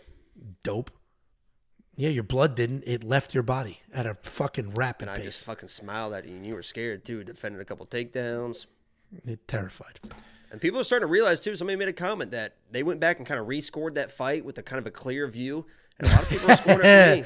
I don't know what the fuck you're laughing for. A lot of people are fucking scoring it for me. I would love to know those people. I'd love to hear it. Oh, Sal Diamato. Everyone go rewatch it right now and give a score. Just Sal go rewatch Diamato. it real quick. Come back here and just score it right now. Would you guys have that? Yeah, I would love it. If you're looking for it, it's on our channel. It's called The Fight. I think it's called The Fight, right? It's called The Fight. Wasn't much of a fight, though. Tell me. Next up, at UFC Atlantic City, we have Dennis Buzukja taking on Connor Matthews. Dennis Buzukja, 11-4 overall, 3-2 in his last 5. He's coming off back-to-back UFC losses, unfortunately. He is taking on Connor Matthews, 7-1 overall, 4-1 in his last 5, riding a 2-fight win streak into his official UFC debut. And this is going to be an interesting fight. It's going to be a close fight. Wait, do I have these images wrong? Please hold. Son of a B. I don't have the second image here for Dennis Buzukja. I don't know how I messed that up. But anyway, Connor Matthews can be pretty good. And he can win this fight. He is a volume striker. He moves forward. He throws everything that he can, but he also receives everything coming his direction. He does not have much in the name of striking defense. He'll land it, and he'll absorb it as well. You're going to see that 5 of his 7 wins are by submission, and you're going to make some snatch judgments there. You're going to assume that he's a grappler. And while he does have okay takedowns, he's not a pure grappler. Most of those submission wins are coming from snatching things up in scrambles. He's not hunting for submissions. It's not really his game plan. He'll find it. I don't know what that is. He'll find it against the cage. He'll climb up the body. He is a dangerous guy to be near. But again, you don't have to stand there just waiting for him to shoot takedowns. He's taking on Dennis Buzukja. And I love that that's his name. It's a wild way to spell it, though. But Dennis Buzukja with a J is a come-forward wrestler. He's got good striking. He does have guts. He is tough. His striking technique is clean. He's got some power. He's aggressive with his takedowns. Pretty good wrestler, pretty accomplished wrestler. I've compared him in the past and will continue to do it, and they train together, to a Matt Frevola. He fights very similar to Matt Frevola, where he's got the good wrestling. He's got power in his hands. He will come forward. He's a little more technical than Matt. Matt will just stand there and bang in a firefight, where Dennis will actually try to keep it technical. He's 0-2 in the UFC. Lost to Sean Woodson. Short notice, UFC debut. Just couldn't take him down. Sean Woodson was literally too tall to take down in that fight. You had that same issue. There you go. And then he came back and he got knocked out by Jamall Emmers. But we talked about Jamall earlier. That guy hits like a freight train. And it's a tricky fight because Dennis Buzukja is a good fighter. And we haven't seen it yet in the UFC. So we're just assuming, well, he might just be a journeyman. And he might. And that's what's hard. Like, until you see some of these prospects actually win in the UFC, you just don't know how good they are or are not. In this case, he's not fighting a UFC vet. He's not fighting Sean Woodson. He's not fighting Jamall Emmers. He is fighting another UFC newcomer. I think Dennis Buzukja wins this fight. I think the wrestling can get it done. I think he can avoid the submissions. He's obviously at a team with the Marabs, with the Algeos, with everybody else where he is training all the jiu-jitsu in the world and tons of wrestling. And even though Connor Matthews lands 1 million strikes, there's not a ton of power there. So Dennis should win this fight. He should be able to avoid the danger on the ground and get the win. Dennis Buzukja is going to pick. What do you think, Jakey boy? I believe that this fight is going to come down to heart, toughness. I mean, both these guys are dogs, right? Dennis came in less than a week notice versus Sean Woodson, who's tough to fight anyway, and it was kind of getting beat on, was getting out wrestled, was getting controlled, but he showed his toughness. I mean, he was hanging in there. There was even one part.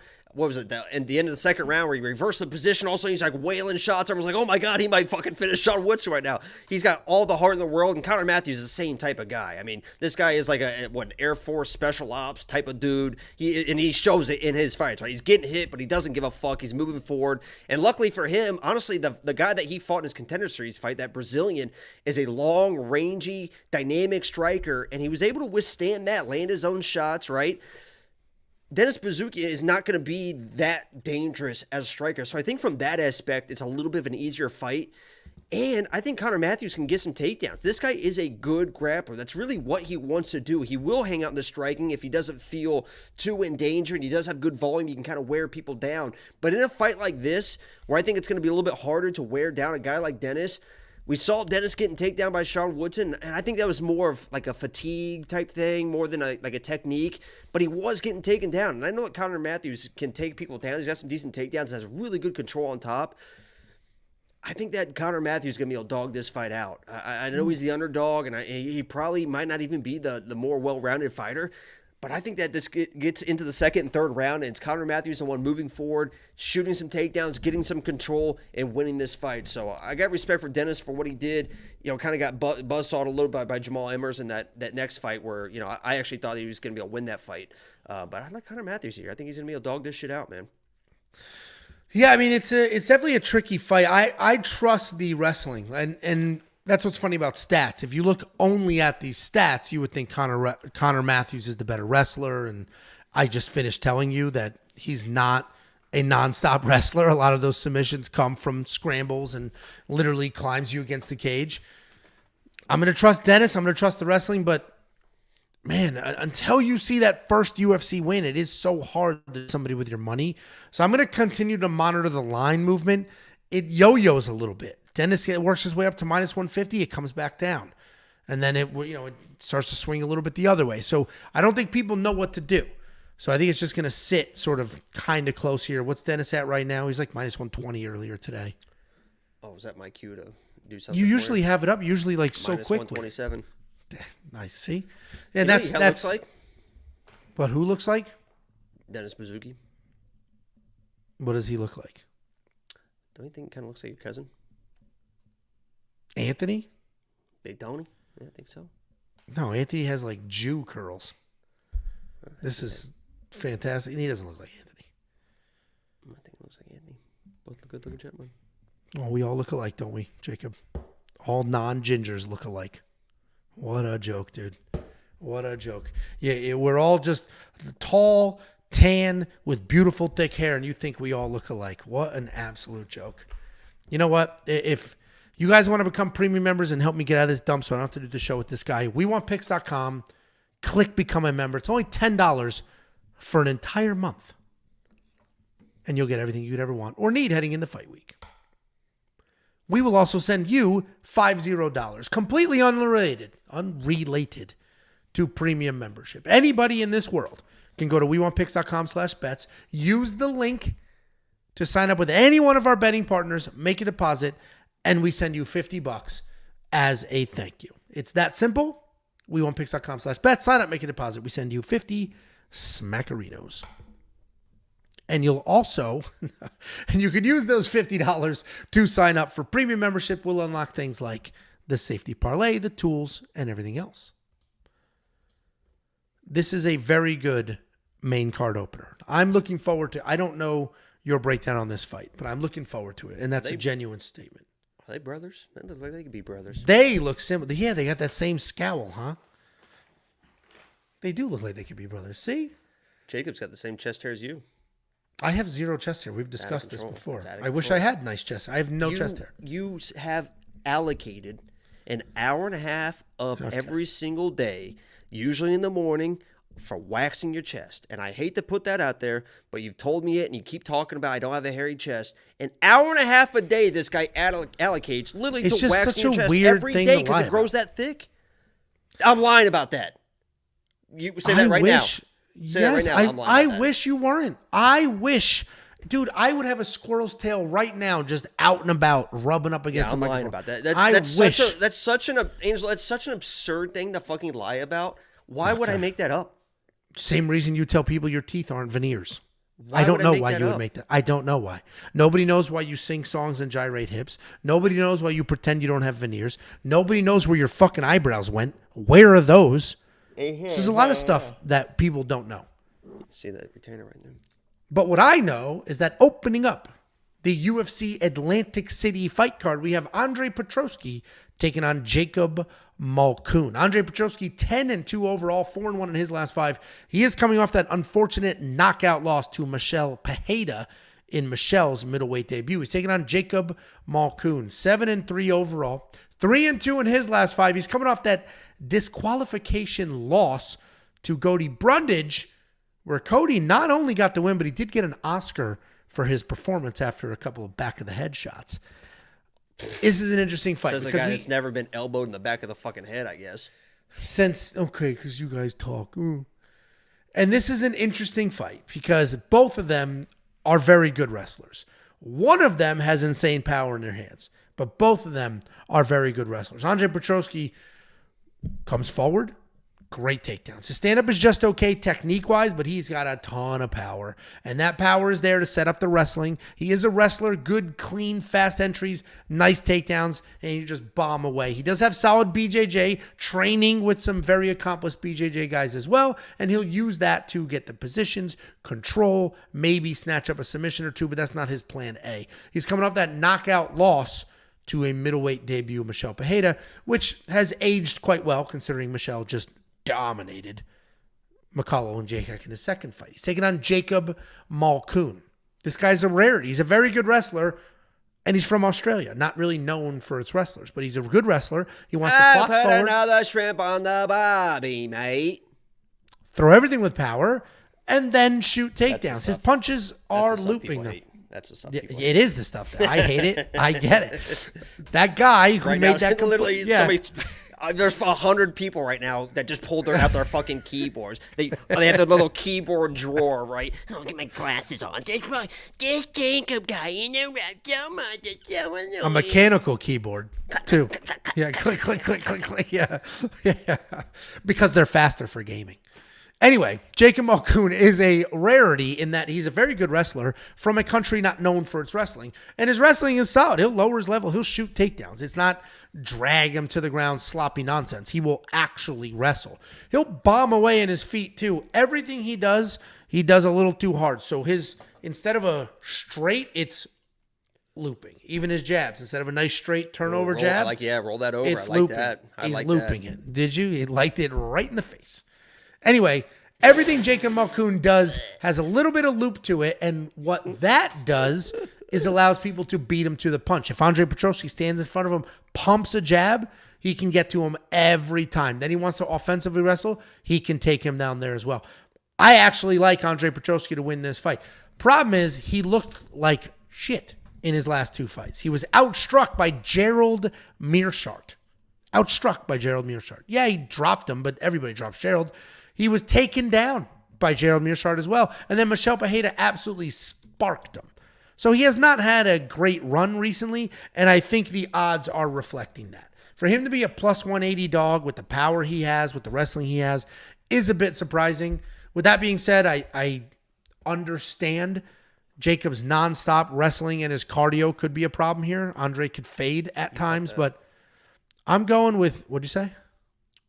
I said, you fucking felt that, the nonstop wrestling pressure of a Jacob. Dude, you're the one that literally was asking for more time between rounds because you were exhausted. Yeah, I don't know why I always interrupt. Trying to live the glory days of when I smacked you around for 20 minutes or whatever it was. Anyway. Yeah, Angela's still talking, guys. Sorry about that. Andre Petroski is going to be the pick. I believe in American wrestling. I'm going with the big-time underdog here. And if Andre Petroski, and you're going to love this statement, if he doesn't win this fight, he does need to change gyms. Like, if you can't beat... What gym's he at? He's at the freaking Renzo Gracie Philly, right around the corner from Atlantic City, like right there. And if he can't beat a foreign wrestler who has never wrestled on an international stage, then what the hell are we doing? Like, what are we doing? You're at this nasty jiu-jitsu gym? He better win this fight. Andre Petroski is the pick. What do you think, Jakey boy? Yeah, I'm glad that you brought up that gym because that's how I was going to start this breakdown. Everyone knows I've had my ups and downs with the Renzo Gracie Philly fighters. There's no doubt about that. I was the biggest fan in the world, and I've talked about this at ad nauseum Angelo, Pat Sabatini, Sean Brady, Andre Petroski, Jeremiah Wells. I sat here when they were all undefeated, and I said, that's the best gym in the world. They're going to smoke everyone. They're all improving. They're all incredible grapplers. And then every single one of them lost fights in the striking. They lose striking fights. They get smoked in striking fights. That's what happens. When it's a grappling fight, Angelo, when it's a wrestling fight, they typically do pretty well. And guess what we have here? A fucking wrestling fight. So my initial instinct was fuck Renzo Gracie Philly, fuck those fighters. I'm picking against Andre just for that simple fact. I got to go with my guy, Jacob Malkoun, to get the takedowns. He's going to get the control, and Andre's going to quit all this stuff. And then I started looking at the film, and I started, remember, 2024 is about putting our personal biases aside, breaking it down, unbiased. Obviously, we're still going to have a little bit of bias here and there.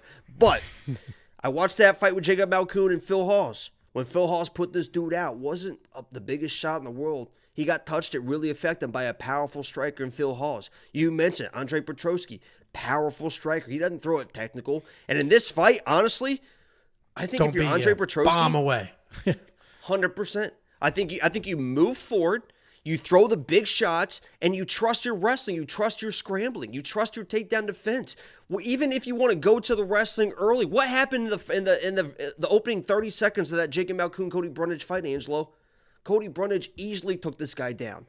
Now, Jacob was end up winning the scramble off that position. That's how they end up where they were. But I think Andre Petroski is going to be even better in the scrambles. Probably is a little bit better wrestler in Brundage, has the better scramble. It's what he does, and he can find stuff in scrambles as well. So I think in the grappling, he's going to have a little bit of an advantage. And in the striking, I think he's got the power advantage. Jacob Malkoun's not a dangerous guy at all. I know that Andre just kind of got chinned by Michel Pereira. Michel Pereira's a fucking monster dude that hits hard. Yeah. Jacob Malkoun is a decision-type fighter, even in the striking. He can get chin. So I went one way all the way to the other. I was against Andre, but I think he's going to win this fight. I think he can find the chin or win the wrestling. And I think it feels like, and it's hard to gauge this based on just Instagram, but I feel like I'm pretty good about gauging people's energy and stuff like that. It feels like he's cleaned up the cardio a little bit. It seems like he's a little bit more focused. You definitely can't gauge that on Instagram. No, I think I can. I think you're going to be surprised in this matchup. What I didn't know about him too was he was a fucking heroin addict. Oh really? Now I see it. It was like, as soon as you said it, I looked at his eyes. I was like, oh like shit. I think in 2018 he like almost overdosed, should have died, changed his life. Right? 18? That's not even that long ago. Right. That's what I'm saying. Changed his life and got it together. So he's definitely been through some shit, and I think he gets good it for done. him. Yeah, I'm going for Andre Petroski in this one. Somebody said almost 100 likes. We only have 100 likes. We have 550 people watching live. We have 100 likes. Come on, guys. Sometimes that update, right? But come on, if we have 100 guys. likes, I'll fucking walk off. I'll walk off right now. Uh-oh. Yeah. Uh-oh. Anyway, Jacob and I are both. Remember that appreciative speech you gave? Yeah. Jacob and I are on the same side. Both of us picking the 2-1 dog essentially here in Andre Petroski. I'm loving it, and I will spend that $7,200 in DraftKings because, to your point, Jacob Malkoun's not dangerous. Now, he does score really, really well in DraftKings because it's just takedown, takedown, takedown, takedown, takedown, nothing else. So he scores really well in DraftKings if he wins, but he's $9,000, and Andre Petroski's only $7,200, and I think he gets it done. You trust Andre in your DraftKings lineup? Yeah, and this line's moving a little bit, and I imagine it's going to move even more, in my opinion. What is I it got now? this at plus money. It's just slightly minus money now, and I think it's one of the better bets that I feel I've seen. And I saw it. Don't say what it is. I'm probably going to tail it. I like it. I'm going to say what it is. I don't give a fuck because then I get the same value probably. It's Andre Petroski inside the distance, decision, no action. I don't think that Jacob's going to finish a guy like Andre, even if they're grappling, even if they're tired. Andre's not a quitter, right? I mean, he will get tired or whatever, but he's not going to quit on himself. And Andre, I think, is a more dangerous guy. Even on the ground, I think he's a more dangerous guy. So that's how I'm playing it. I agree. No, I do like that at all. I mean, his money line is plus, and he could lose up. I mean, he might get out wrestled, but I don't think he's going to get finished. Yeah, no, I like that. I think Andre Petroski is durable enough. At the very least, let's say he does just get out wrestled like crazy. I think he's durable enough to survive because Jacob's not going to come with that big time power. Yeah, it's just going to be wrestled. Really I'm not even going to do the premium plug. Next up, at UFC Atlantic City, we have what seems like the most controversial fight of the evening. And I say controversial because people on the internet are on the wrong side of this fight. We got Nursulton Ruziboev taking on Sedriques Dumas, or SD Dumas. Nursulton Ruziboev is 33-8 overall, 5-0 in his last 5, riding a nice 7-fight win streak. He's taking on SD Dumas, 9-1 in his career, 4-1 in his last 5, coming off the decision win over Abu Azaitar. Nursulton is a grappling beast. That's who this guy is. He's going to get you to the ground any way that he possibly can, however he wants and whenever he needs to. He's going to shoot doubles. He'll catch kicks. Literally whatever opportunity he has, he will get you to the ground. On the ground, he's very aggressive, always transitioning and always looking for a finish. He's got fantastic BJJ. His control is not the best. You can work out from underneath him because he is sort of moving at too fast of a pace. When he is standing, he can be a patient striker. Not a ton of power. We actually did see a little bit in his last fight. Not a ton of power. But he's coming off that short notice stoppage win over Bruno Fajeda. He's taking on SD Dumas. This guy, very similar to, I got the BMF belt right here. What was his name? George Masvidal. Very similar to George Masvidal, where he started as a street fighter and then went, quote unquote, legitimate, right? Put together some different skills, fighting professionally for money, licensed by a commission. And I'm going to try to be fair here. SD has made the right adjustments. He's doing the right things. You hear Street Fighter, you assume he's just going to come out swinging wild. None of that is true. He will be technical on his feet. He will grapple as well. And he's not very skilled at grappling. And if you listen to his coaches in the corner during his fights, they literally have to walk him through every single position. But he is making those adjustments. Even in the street fighting world, he would pick people up and slam them to the ground. SD is trying to improve rapidly, trying to be that guy. The UFC thought he was going to be that guy as far as marketing and stuff was concerned. And then Josh Freeman came in, and Josh Freeman ragdolled him a little bit and got him out of there. And that's why I don't know why SD Dumas seems to be the public's favorite underdog here. I am seeing people all over the interweb betting all sorts of very real money, hundreds and thousands of dollars, on SD Dumas to win this fight. I don't get it. I saw this matchup and I instantly said, Ruziboev is going to be in the safety bar. That was like my instant reaction. And it's not like a full slight on SD Dumas. I think he's making the improvements. He's trying. He's not lazy. He's not a bum. But he doesn't have a very good wrestling base. He doesn't have great takedown defense. And Ruziboev is taking down anybody he wants whenever he wants to. I think it's literally that simple. I think it's literally that simple. The fact that Ruziboev's line isn't just absolutely taken off is absolutely shocking to me. SD Dumas just beat a 40-year-old because a 40-year-old got tired. And I get it. People are going to say Ruziboev's a first-round guy. I don't think he needs to be anything more than that. I think he's going to get whatever takedowns he wants, and he's good to go. He's my most confident pick on this card. I said that last week against Stephen Wynn, and I looked pretty stupid. But Ruziboev's at least proven himself inside the cage against a very, very dangerous Bruno Fajeda. Ruziboev is the overwhelming pick. What do you think, Jakey boy? Yeah, I tried to warn you about Steven as well. You know, we were all over Zalal and Billy Q, and then we were all over Jarno and Stephen Wynn. So I'm with you on this one. SD is a guy that came in against a Zaitar, and thank God he got that first-round takedown. He got the takedown on Zaitar. That's how people beat Zaitar, right? He's a big, powerful guy, but if you get him to the ground, he really has nothing to offer. So SD was able to control that first round. And then the second round, didn't go back to the wrestling, kept his distance, and you could tell had a real fear of the power of a Zaitar. Really didn't know how to place those entries. And good for SD Dumas, a Zaitar didn't ever press the issue, right? He stayed at that range too, because I think he was worried about the takedowns as well. So it was kind of this weird fight. I actually thought that Zaitar might have won that fight, stole the second and third round. And if he was on the feet in the first round as well, I think he would have given SD some issues. So SD to me is just, and people have mentioned the chat, you mentioned, he just seems just still so green, still a little bit like he's thinking inside there. He's not flowing. He's thinking about, okay, I got to do this. I got to do that. I'm going to keep range. I'm afraid of my entries. I don't know the footwork to enter. And against a guy like Ruziboev, who is seasoned, right? He's got 1 million fights, 1 million finishes. He's going to be in your face, and he can wrestle the way he is. I just think it's a very tough fight for SD Dumas. So people are saying that Ruziboev is like this fraud and all this stuff, and maybe they're just trying to get ahead of the hype, right? You've seen it happen a lot this year, so maybe they just want to be like the "I told you so" type of people. But I think he's the better fighter in this matchup, and he knocked out Bruno in that last fight, catching a blind leg kick, coming over the top, sniping him. And if you watch SD, he throws a lot of lazy blind leg kicks in that same way. So I wouldn't even be surprised if that exact same thing happens. Maybe not, because he went like to a right. It was like an ankle pick to a right hand into a takedown, right? I think that even if he doesn't land that right hand, those kicks are going to be there to catch for SD. And if he's on his back, he's going to be in big trouble. So I like Ruziboev in this as well. Yeah, I mean, just go to the Josh Freem fight, and we don't need to do MMA math and all that and blah, blah. But, like, I'm not doing MMA math in, Nursulton beat Freem and Freem beat Dumas. I'm just doing watch the fight. Josh Freem, who's not great, had no issues with Dumas. No issues with Dumas at all. And Josh Freem's wrestling is not nearly as good as Ruziboev's wrestling. Not even close.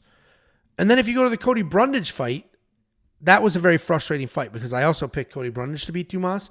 But he stepped up on very short notice, instantly took Dumas down. Instantly, without almost no effort at all. Took him down, no problem. There's a theme here. He kind of takes everyone down, doesn't he? Okay. Instantly took Dumas down. You guys and then be fucking ready. UFC 300. You better be fucking ready. Oh, boy.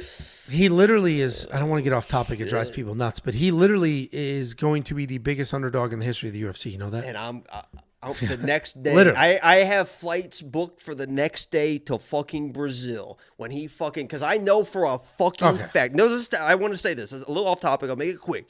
I know for a fucking fact that Bo Nickel, to open up UFC 300, does not want to be that lazy takedown guy that's just going to get a takedown. He just came off a knockout. He is going to try and step in and takes Cody's fucking head off. And Cody's going to slip him and hit this guy. He's going to stagger, and you're going to hear 20 million people go, oh my God. And then Cody's going to fucking pounce on this guy, and I'm going to be in Brazil the next day in my fucking mansion.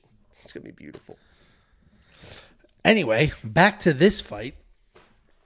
I'm very confident in Nursulton. I absolutely think he gets it done. $9,200 is not a problem for my DraftKings fantasy lineup.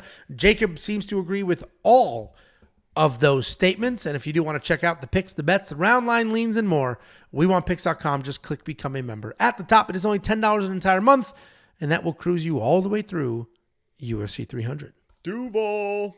Somebody did say he is from Duval. I like Duval people, but SD, he's got arrested too. I saw a picture of him Recently, yeah. Did you see the picture of, I think it's allegedly, I should say, his girlfriend or whatever. Well, he got arrested. Oh, yeah. You definitely didn't say allegedly. Like, Jesus Christ.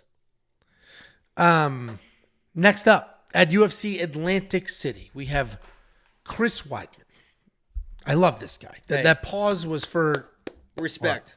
For Chris yes, Weidman. That's why the pause. That's why I had a pause. Chris Weidman's a great guy. Even if you don't like him as a fighter on the weigh-in show, that dude's fucking Who doesn't hilarious. like him as a fighter, though?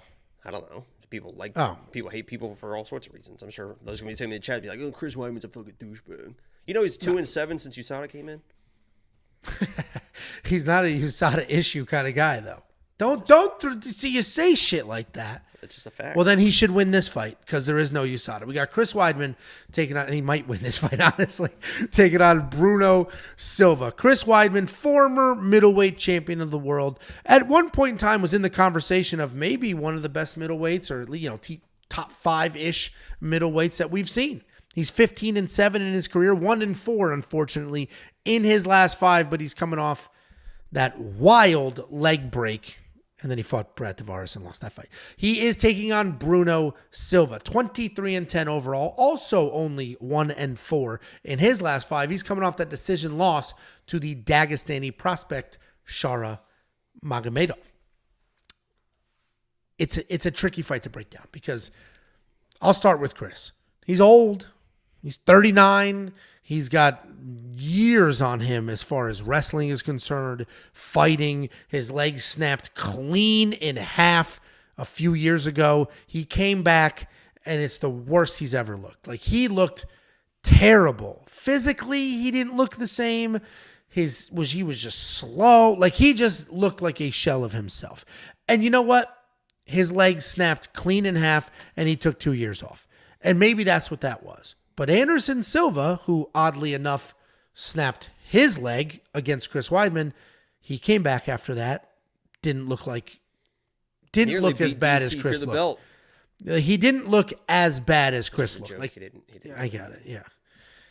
Chris Weidman looked pretty bad in that last fight. And that's why this line is what it is. But Chris Weidman, if we're just looking at his skills and we're looking at what he's accomplished and who he was before the leg broke, because we don't quite know who he is after the leg break just yet, because that last fight just might literally be an anomaly. Very good college wrestler who's got good technical striking and some dog in him. Chris Weidman was the middleweight champion for a reason. He beat Anderson Silva twice. One was a leg break fluke, and the other one was he just kept moving forward, kept striking when Anderson got a little too comfortable moving that head around. He's taking on Bruno Silva. Bless you. He's taking on Bruno Silva. Bruno Silva has wild, heavy hands. He's a good striker with insane power and solid BJJ. He can knock your head off at any moment, or he can start grappling. I don't imagine he's going to grapple in this fight, but he can start grappling if he wants to. He's got great hands, and he hits like a truck, but he is hittable himself. He's got a negative striking differential, and he's very hot and cold. You can't always trust him. He came in here, and he knocked out Brad Tavares, who's insanely durable. Then he goes in there, and he just does nothing. Gets touched up. He is coming off that loss to the Dagestani prospect. We actually looked surprisingly good considering he was supposed to get tooled. He got 3 takedowns. You're making that face. Showed how tough he is. Had some takedowns. He was almost quitting while on top of a guy. I've never seen that before in my life. Yeah, but Shara was supposed to be like the greatest thing He of all fucking time. smoked him. He was even smoking him from the fucking bottom with elbows and stuff. He Bruno looked like lost the shit. first round. What a joke. Like shit, dude.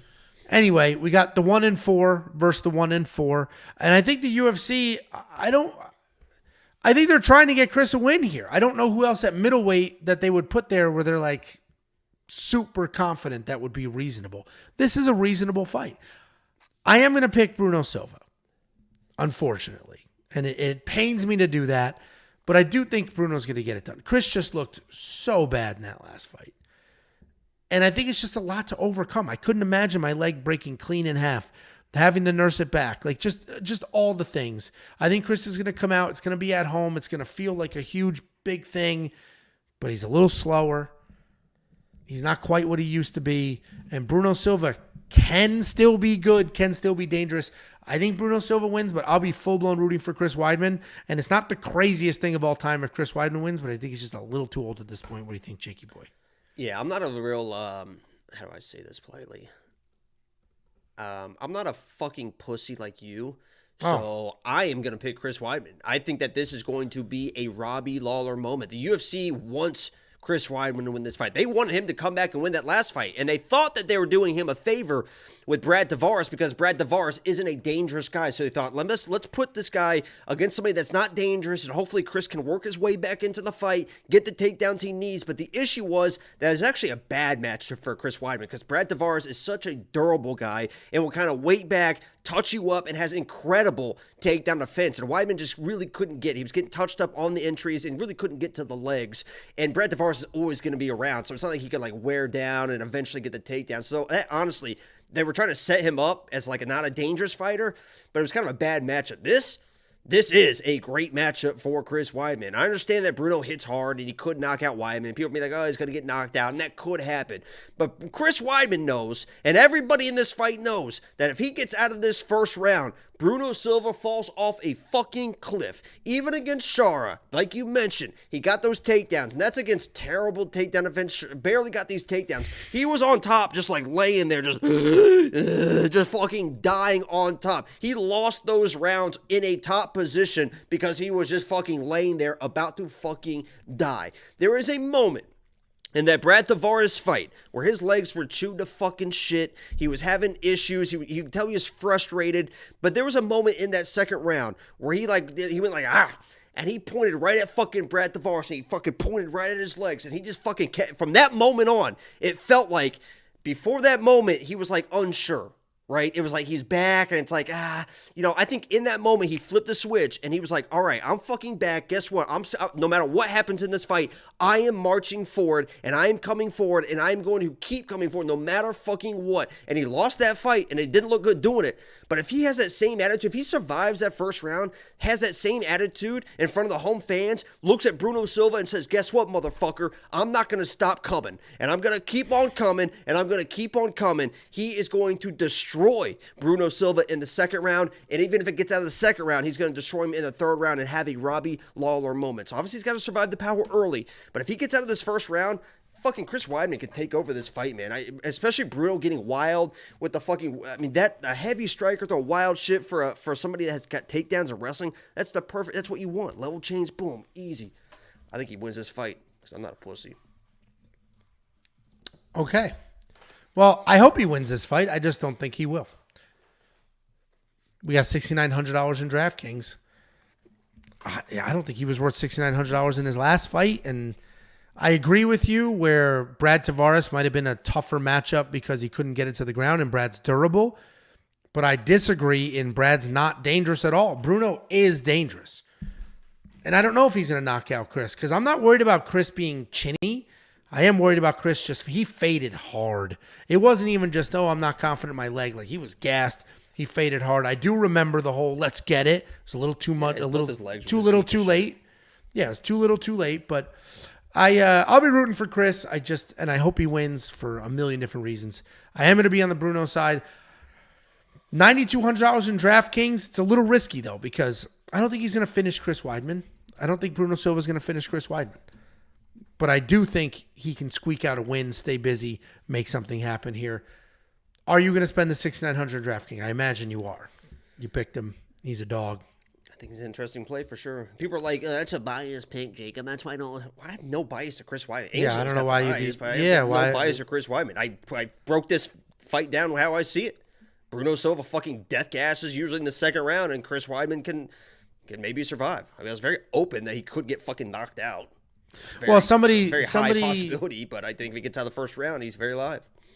Well, and I said, in my breakdown of Bruno Silva, I said he's hot and cold in his fights. And somebody was like, Bruno Silva's record makes no sense. He went to a decision with Alex Pereira. We actually looked decent at times. He went to a decision with Alex Pereira and then got finished by Gerald Mearshart. And you're right. That doesn't make any sense. That's the problem with Bruno Silva. You don't know what version you're going to get. But this should be a fun fight. This goes back to the comment I said earlier where somebody commented, a lot of 50-50 fights here, and I love it. When you're betting, you don't want 50-50 fights. But as a fan, these super close fights with these narratives, you don't know who's going to win. Awesome. These fights are awesome. I'm going to be looking forward to this fight. If you want to watch this fight with a couple of bets in hand and a couple of tools like a DraftKings optimizer, line movement tracker, some data, just go to WeWantPicks.com, click Become a Member at the top. It's only $10 for an entire month. Every single event in that 30-some-odd day period you will have at your fingertips for just $10. WeWantPicks.com, click Become a Member at the top. We do have a super chat from Seamus Murphy. He said, Chris Weidman, Jacob's lock of the week. He didn't say Jacob's. I think he might have been talking about his own. He might have been talking about his own. Let's move on. Next up, at UFC Atlantic City, we have... Oh, I thought you were clapping for...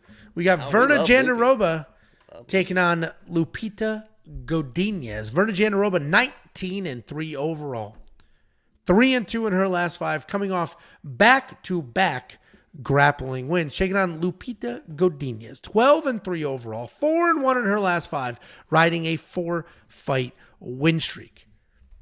This is an interesting fight to break down because we have Lupi Godinez, historically unreliable. More than one fight where she's been unreliable. Oh, no. How'd she do against Angela Hill? How did she do against Angela Hill? She's changed gyms and she's a different fighter. I know that.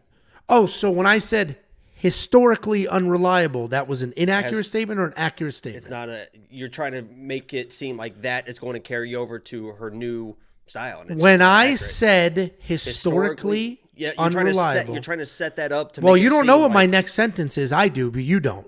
So you started your thumbs down nonsense in the first sentence. Is she historically unreliable, Jacob? Nope. Okay. We'll watch the Cynthia Calvillo Lobo fight Jim together. Sus, get the fuck out of here, bitch boy. Anyway, what I was going to say is, although she is historically unreliable, when moving gyms and training with, I actually hate to give her credit because you're annoying. Training with Alexa Grasso and that team, she has seemed to become a different fighter. She's far more aggressive, less reliant on the wrestling, and she's actually moving forward. That was her issue. When she was unreliable, she just wasn't doing enough. Well, she wasn't wrestling, is what she wasn't. Well, yeah, she wasn't doing enough. She wasn't trying to get the fight to the ground. She wasn't staying in people's faces, and she wasn't trying to win those fights. The Cynthia Calvillo fight was painful as hell. The Angela Hill fight was painful as hell. And then she changed gyms, made adjustments. Now she comes forward. She's got clean striking, and she'll work her wrestling. I will say, though, she did not use a lot of wrestling in her last fight Thank against God. Tabitha That Ricci. was all part of the plan. I give the Lobo Jim the game plans, and that was a great game plan. The defensive wrestling was there, but she did not wrestle offensively. She's taking on Verna Jandiroba. This is a tougher matchup than these odds imply. I do not think Loopy should be a 2-1 favorite. This is Jacob's bias. When they comment that they hate your guts because you're a simp and you're biased, this is exactly what it is. Because if Loopy looked like Verna, do you think this buffoon would have these opinions? No. If I love Verna. I've talked highly about Verna in the past. Okay. I fucking love Verna. So yeah. there's no fucking bias. Well, we're talking here. about Listen to my looks. We're breakdowns. talking about looks. We're talking about looks. Because the only reason you're laughing in my face when I say Loopy's unreliable, which she has proven to be, is because she's that fucking smirk and her eyes are looking right into your soul. That's why you're saying that. I will say She follows me on Instagram. So this is a tough matchup because Verna is a dog. Verna cares about nothing other than moving forward and getting the fight to the ground. That's all Verna cares about. And she's pretty good at it. She comes forward. She'll absorb whatever she has to absorb. She'll strike a little bit. It's not very good. And then she will drag you to the ground. There are no secrets in what she wants to do. So while we have seen Loopy offensively wrestle, take people down offensively, and we saw her defend in her most recent fight, Tabitha Ricci's takedowns, Verna's takedowns are going to be a little different than Tabitha Ricci's. I do think Loopy wins this fight. She is light years ahead on the striking. She's got much better coaching, a better team. But Verna she has that wrestling dog in her. So Loopy's going to be the pick, but I actually think I'm staying away from this fight. Or if I do something, I'll have Loopy in a high-risk parlay because I've got way too much respect for Verna and her game plan. We don't have to wonder, is Verna going to show up in this fight? We know she will. It just might not be enough. So Loopy's going to be the pick, but man, these odds should be a lot closer. Why don't you tell us why Lupita's the hottest chick in the world and you're going to pick her to win and she's the best and Lobo Jin's the best and then fake speak Spanish? Why don't you do that for us? Verna is a very resilient wrestler who has okay takedowns. The issue with Verna is even when she has all the success in the world in the first round, she could have 4 minutes of control. Guess what? She fucking slows down, and those takedowns get fucking terrible. And sometimes they work against people like Marina Rodriguez, who doesn't really have takedown defense, but she will get lazy with those takedown defense, and her striking turns into just a spinning back fist every fucking 45 seconds of complete nonsense. So if you believe that Verna's going to win this fight in the first round, for some reason, that's how you think she's going to win this fight. Because there is no way in hell that she is going to win a decision fight versus Loopy. Loopy is probably the better wrestler, probably the better grappler, and is the better striker. And she is a dog in her own right. If you don't know Loopy, she has two sisters that are Olympic level wrestlers in Canada. She's been with her sisters, or at least one sister, during this camp. Well, also, what I love about Loopy is that she was very active. I mean, she was one of the most active fighters on the roster. And I think that really kind of wore her down a little bit, maybe not physically, but maybe mentally. And I think sometimes you need a little bit of a break, a little bit of a longer camp. This is her first fight since November. She's still been at Lobo. She's got a nice little full 5-6 months or whatever it is leading up to this fight. I think she fucking smokes Verna. Verna is not going to be able to take this girl down. Even if she does get down, Loopy is very strong, knows what she's doing on the ground. I think she's a better wrestler. If I'm Loopy, it is the exact same game plan as Tabitha Ricci, and it is going to be much easier than Tabitha Ricci because Tabitha Ricci kept coming forward for all 3 rounds. It's nonstop. Verna will slow down, and her striking is fucking terrible when she does, and her takedown attempts are terrible when she does too. So if you're Loopy, don't get over aggressive early. Let's play it nice and cool. First round, get out of the first round, and then you can start putting some pressure on it. Verna's just going to start throwing these wild, crazy spinning back fists, missing takedowns, and I even think that Loopy is live for a finish in the second and the third round. You saw her flip that switch against Elise Reed, pick her up, take her down, get the submission. Obviously, against Tabitha Ricci, that was a great game plan. She didn't want to go to the ground, and Ricci's a tough girl to finish on the feet. Now, I am a little bit biased in this. This isn't like a Amanda Hebos type breakdown. I really believe I like Loopy because of her fighting. I've been all over Loopy since her debut. I fucking love Loopy as a fighter. I think she has championship level abilities, and she's starting to really kind of figure it out. I like her in this matchup. I think she dominates. We picked the same fighter. We're on very different sides of that same spectrum there, but I've got a little more faith in Verna, but it will 100% come down to can Loopy defend the takedowns. Should be able to. She's only got to defend him in the first round, I'll tell you that. Those takedowns are fucking terrible after the first. Well, she should be able to defend them. She should be able to. We'll see what happens here, but Jacob and I both on the same Lupita Godinez side. I don't even think a round line is safe here. Yeah, you see a 2.5 for women. The over, super easy. I don't even think that's the case here because we watched Loopy spark Elise Reed, and Verna's not Elise Reed. But if Verna, she picked her up and submitted her. Who? Elise Reed. What? Well, I'm saying Verna's not Elise Reed. Yeah, you said she sparked Elise Reed. She did. Well, she picked her up, she slammed her down, and then she. Does spark only work with knockouts? Knock them out, yeah. Oh, I use it as very quickly beat somebody. Yeah, you spark them. Oh, you learn something new every day. I try to be like young and cool with the internet lingo, and then these odds are coming down a little bit. I got Loopy inside the distance. Not those odds. I'm talking about these. I got Loopy inside the distance plus 550. Now it's plus 450. Come down. I like that bet. Wow, there you go. Anyway, we're on the same side here. $8,700 in DraftKings. I'm actually not going to spend that on Loopy. She does not score those points if she doesn't offensively wrestle, and she didn't offensively wrestle in her last fight. She might not offensively wrestle in this fight either. This might look exactly like her last fight. Defend the takedowns, stay busy striking. And that gym has good striking coaches, and not that they're turning Loopy into a striker, but I think she's going to have enough success striking because Verna's striking sucks that she's not even going to try to wrestle, and then she's not going to score us any points. So for me in DraftKings. Here's the breakdown that people are going to like, and people are giving me shit about this last week with Amanda Hebos. I thought she hung tough against Rose, but people talk about her striking's not good. She gets hit a lot and stuff like that. When Amanda fought Verna, she was controlled in the first round. Verna started getting desperate. And Amanda Hebos, if people don't think she's got good striking, I think she's got good enough striking. Amanda Hebos beat the absolute fuck out of Verna for 2 rounds. Got taken down, controlled in the first round, beat the absolute fuck out of her in the second round and in the third round. And Loopy is probably a better striker than Amanda. And she's, there's a little comparison for you. Well, there you go. WeWantPicks.com. Click Become a Member. Only $10 for an entire month worth of access. Next up at UFC Atlantic City, we have the co-main event of the evening. This is another fight with a good amount of line movement and a lot of back and forth takes. We have Vicente Luque taking on Joaquin Buckley. Vicente Luque, 22-9 overall, 3-2 in his last 5. He's coming off that main event win over Rafael Dos Anjos. He's taking on Joaquin Buckley. Joaquin Buckley, 17-6 overall, 3-2 in his last 5. He's riding back-to-back wins at his new weight class of welterweight. And the reason this is such an interesting fight is we have Vicente Luque, who people think pretty highly of. A well-rounded guy, very good striker, good accuracy, good power, very slick grappler, snatching up submissions left and right. Look at how he submitted Michael Chiesa in that fight. And now a good offensive wrestler as well. He just took down Rafael Dos Anjos 8 times.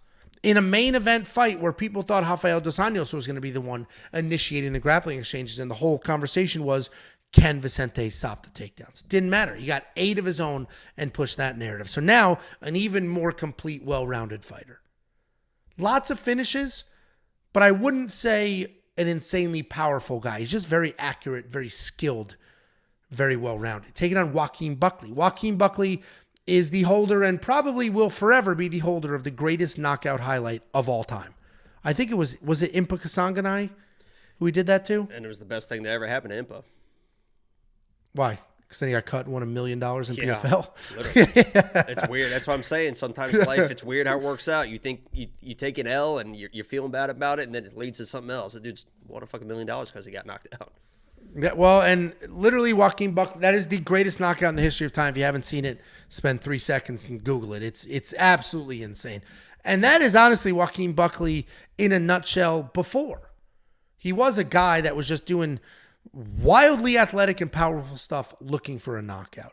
He has since gotten a little more controlled. He's not headhunting. He's not only looking for a knockout. Now he's coming forward and he's very comfortable just striking, and he'll find it when he finds it. He's looked better than ever at his new weight class. He looks the same size somehow and seems to have all the cardio in the world. Takedown defense is decent. It's decent. It's not amazing. It's not terrible. But he's got tons of power. Very good striker. Will move forward. This is an insanely hard fight to pick, and the odds show you that. Vicente Luque opened up at a minus 160, and this is now dead even. I don't know if it's changed in the last couple of hours, but dead even. And I get it. And anybody I talk to, well, Joaquin Buckley could do XYZ. He could knock out Vicente Luque. Jeff Neal knocked out Vicente Luque and gave him a brain bleed. And I imagine Joaquin Buckley hits just as hard, if not harder. While Vicente Luque is more well-rounded. 100% is. Without shadow of a doubt, is more well-rounded. And we've seen Joaquin Buckley get chinned too. Chris Curtis did it to him. This is a razor-thin fight, a great main event. I'm looking forward to it, but I am going to ever so slightly lean Vicente Luque. I think he's just a little bit better everywhere except raw power and speed. He's not going to be faster. And he's not going to have the power, but he's going to be a little more technical. He has kicks, which Buckley doesn't really throw kicks. And now we know he has takedowns. Is he going to be able to get them? I don't know. But I'm going to slightly lean Vicente Luque here. And we'll see if he officially turns into a dog or not. But right now, this is dead even. What do you think, Jakey boy? Yeah, I have a personal bias again against it's crazy how open and honest I am when it comes to breaking down fights as far as that stuff. It is against Buckley, and it's not against Buckley as a person, because that dude seems like, I mean, he was awesome. He beat my lock of the week last time, his last fight, Alex Morono, got on the mic, and he's a fun dude that calls out people and has a lot of fun in the octagon. He's definitely improving, but as a fighter, I just don't think he's quite there to be on a level like a Vicente Luque. And yeah, you mentioned he's got, Buckley has the power to knock out anybody. I don't think it's translated quite as well as he thought it might down at the lower weight, but I think he's got to use his power, use his craziness, use his athleticism to get in the face of Luque, because if he just sits and tries to play the game he played against Alex Moreno, which he did a great job, and he played on the outside, he was picking apart, and he was outboxing Alex Moreno, he's not going to outbox Vicente Luque. He needs to get in the face of Luque and hope that Luque makes a mistake. Buckley is not Jeff Neal. Jeff Neal is a very good boxer with good power in the pocket, can just stand and box you. If Buckley is standing and boxing Luque, he's going to be in trouble. And Vicente's got decent power as well, and he's got those takedowns. So I'm going Vicente. He's the better fighter. I mean, he just is the better fighter. And if you're just going to pick people because they're live for knockouts, you know, it's a tough way to kind of place bets. You got to pick the better fighter sometimes. I think Vicente is clearly the better fighter, and I don't know if Buck's ready for this step up. I think he's kind of trying to make Vicente make a mistake, and maybe he does, but Vicente's he's good, man. Yeah, I hear you. I mean, I get the love for Buckley in this fight. I 100% get it, and this will just be a fun fight to watch. But on the Luque side, are you confident enough to spend the DraftKings money, which is basically dead even? I don't know what. I mean, this is such a Yeah. nothing would. I don't think anything would really surprise me. Sometimes you have a fight, and it's like, you know, I would be very, it wouldn't surprise me, but I would be extremely impressed if Buckley comes in and smokes Luque. He's definitely a fucking dude if he does that. There's no doubt about that. I completely agree. It's a great matchup for him to really catapult himself.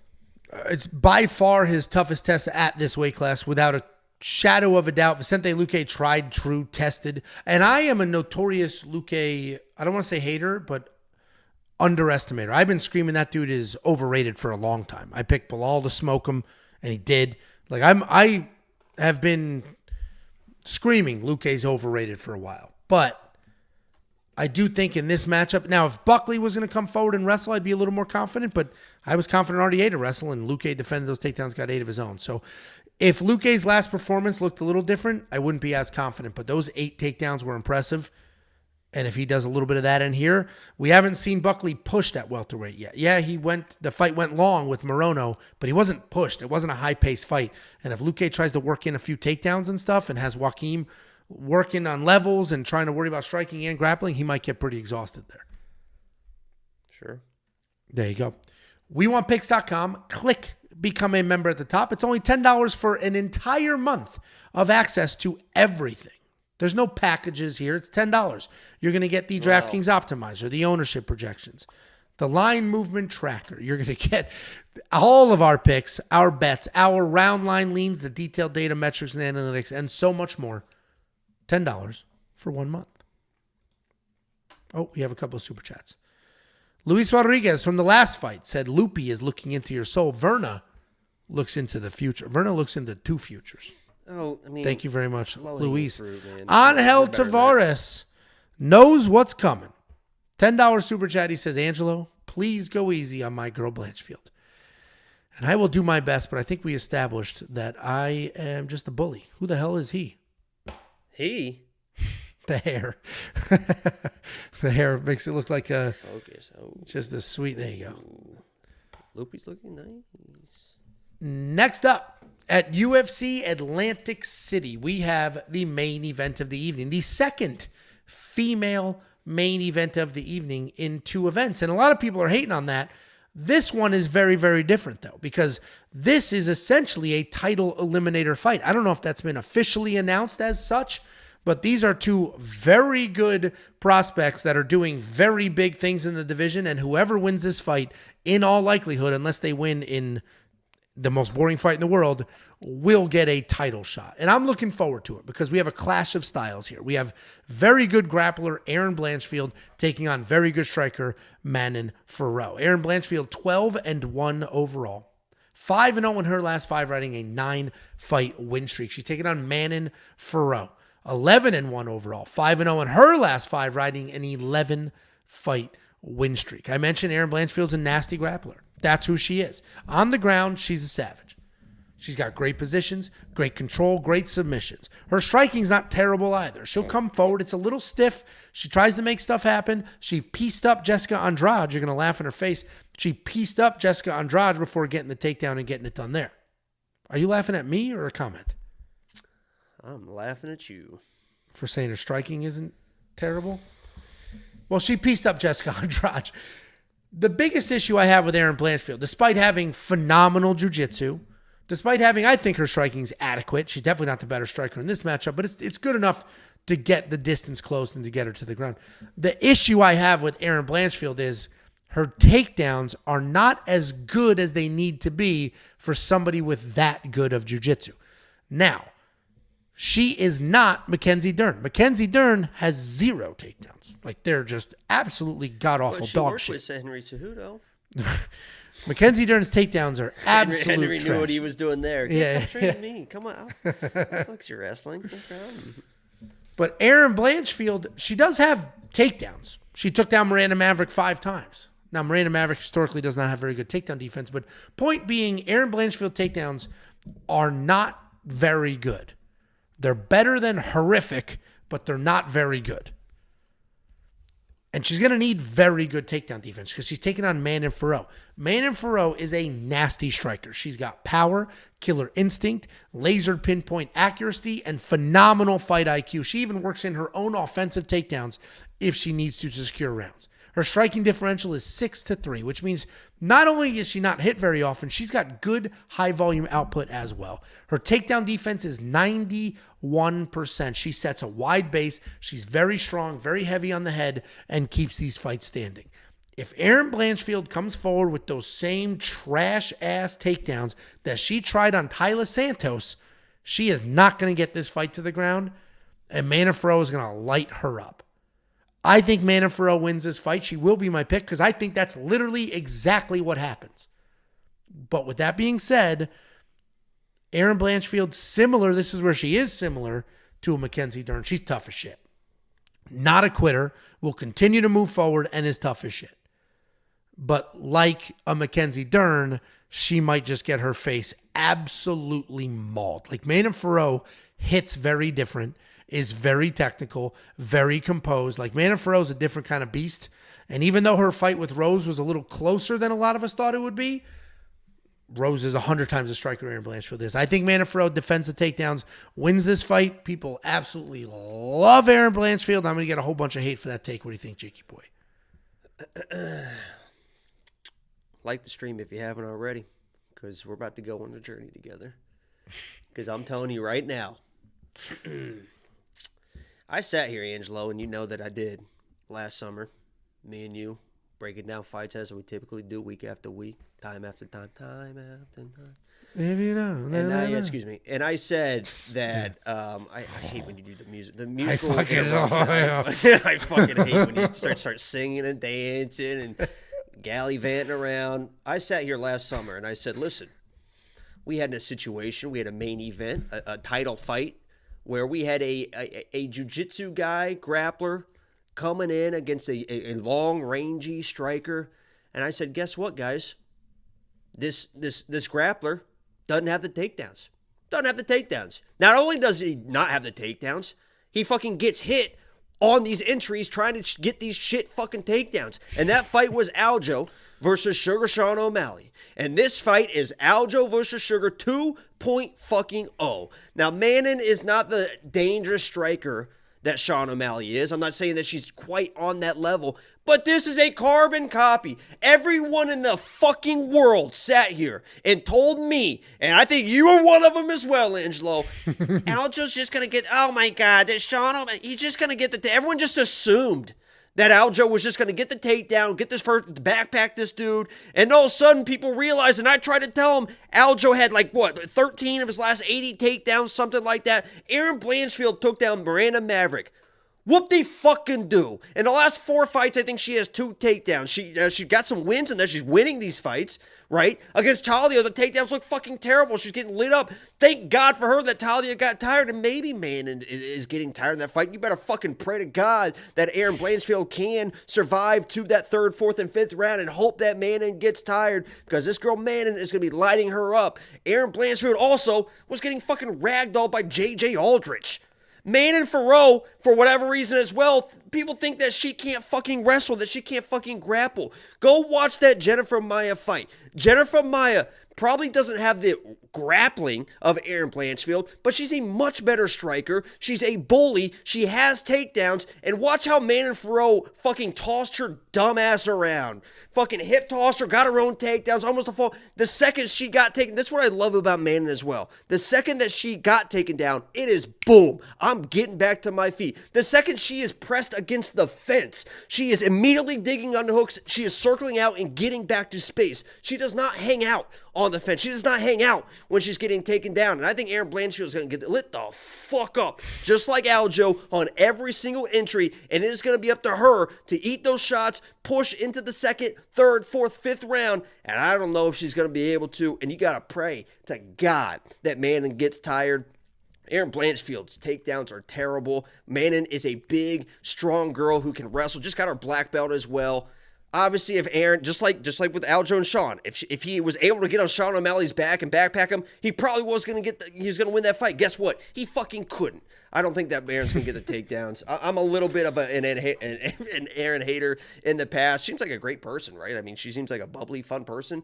When I'm biased against fighters, it's not like a personal thing. It's just I can't stand the way she fights. She's so young too. If she doesn't do it this time, Who cares? She's 24 years old. She has time to figure it out. I completely agree. I think it's just a little. It's not going to be like, oh, she's a fraud. I hate when people do that to young fighters. They lose against somebody that's she's not good. a fraud. She's proven she's not a fraud. And she's got plenty of time to improve. And she cleans up the striking and the entries. She could be very fucking good. I think she's still just a little bit green. And this is Mannon's time to shine. She is big. She is strong. She can offensive wrestle herself. And she does a great job at keeping range. This dog just pushed his face through the door? Holy shit. I saw it open up before that. It's worrisome. Oh, so it might have been Tiff. Damn. Anyway, I'm with you. We're obviously on the same side here. I agree in that Erin Blanchfield in the future can win this fight. Right now, I don't think she's got the good enough offensive takedowns. The comment section completely disagree. Everybody in this live chat is Blanchfield. I have no idea. I have no idea how you can watch that Erin Blanchfield Talia fight and watch her get lit up, and then Talia took herself down for Erin to be able to win that fight. Watch that fight, and then watch the scrambles and the way that Maiden was defending and having her own offensive wrestling against a girl like Jennifer Maia, a veteran who's been around, who's big, strong, has the striking, the entries. I mean, I don't know how you can watch both of those and be like, oh, Erin Blanchfield's going to dominate. Dude, it's been for the last year, it's been Erin Blanchfield future champion. Like, people have loved her for a while. And she probably does eventually. I get it. Like, she is tough as hell. She moves forward. She's aggressive. She's all the things. I appreciate Erin Blanchfield. I do think she'll be something in the future. I just think this matchup is a tricky matchup. A very good striker who's very hard to take down. And just a bad matchup for Erin. Yeah, and somebody said Erin just gets better and better every fight. She didn't look fucking better against Talia. She basically Homer Simpson. She actually looked worse. She Homer Simpson her way to a win in that fight. She just dogged Talia. Talia ended up gassing in that fight. And that's how. But she was getting lit up. What were her takedowns? 0 for 20 or something? Like, what are we doing here, people? Yeah, literally, what are we doing? Good. It wasn't. It's just like I sat here and I told you that Algeo isn't taking every single person he fights down. I'm sitting here and telling you right now. There we go. Well, Jacob and I on the same side. I am going to spend the $7,400 in DraftKings only because it is a 5-round fight. Manon actually typically doesn't score very well, but we're getting her at $7-something thousand for 25 minutes. I will spend the $7,400. Are you going to do that? Yeah, and somebody just said, just like you said, she pieced up Jessica Andrade. Jessica Andrade strikes like this. Okay. I mean, she literally will just throw wild like this. She's not tactical. Mannon's boom, sidekick, all that stuff. Don't fucking compare. She pieced up Andrade, so. Anyway, if you want to unlock all the picks, bets, round lanes, and more, it's only $10 for an entire month. And speaking of, we just got a half of a month for a super chat saying Jacob wanting to go 0-2 on main event picks with that Mannon take. It's actually going to be 0-3 here, tied to Ivasa as well. But he's not going to lose this one. So yeah, that sucks shit. It'll be 5-0 on the 5 main events. You went 0-5 on the main events before that. So that doesn't sound like me at all. Oh, Thank you very much for the super chat, Adrian. Billy Q money. We didn't make a bet on either one. You were too big of a. I offered like 3 fights, and Andrew's like, I'm not that confident. And I should have because I was right in those two. But oh well. Either way, hey, it's just about hanging out and having fun with the people you enjoy spending time with. Sometimes it's about the friends we made along the way. There we go. Speaking of friends along the way, if you guys want to mail something, we will open it during the Fight Foods vlog, the UFC 300 vlogs, the next one we're doing. We've gotten letters. We've gotten the hottest hot sauce I've ever tried in my entire life, and all sorts of other things as well. If you're a small business, if you just want to send something, here's the address. We will open it up. We'll read your notes. We'll do all the things on each vlog for the pay-per-views. And here's your premium pitch. Become a premium member today. You will unlock everything you have ever wanted or needed heading into Fight League, including the line movement tracker. This is going to give you the opening odds, the current odds, the win probability, and the line movement for every fighter on every card. I wish I used this for that Billy Q last fight. Those odds, and I wish I paid attention because that would have scared me away. He sucks. He's been cut before. You're also going to get the detailed data, metrics, and analytics. 38 columns of information that you can use to find your spots. Mr. Butters, Dude, what? No. I donated $5. Okay, and then you're going to... Okay, but what was the noise?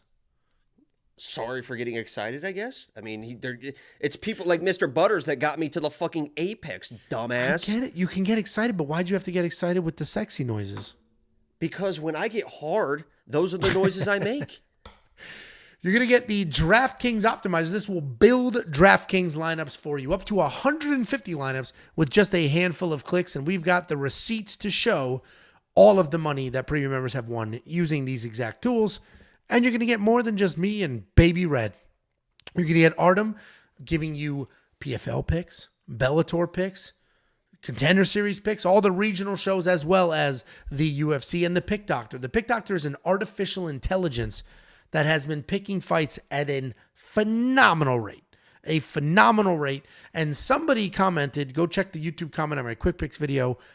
And then somebody agreed. Somebody commented, I've been following the Pick Doctor over the last 2 events. Its top 3 highest picks won. If you parlayed those, it would have been great.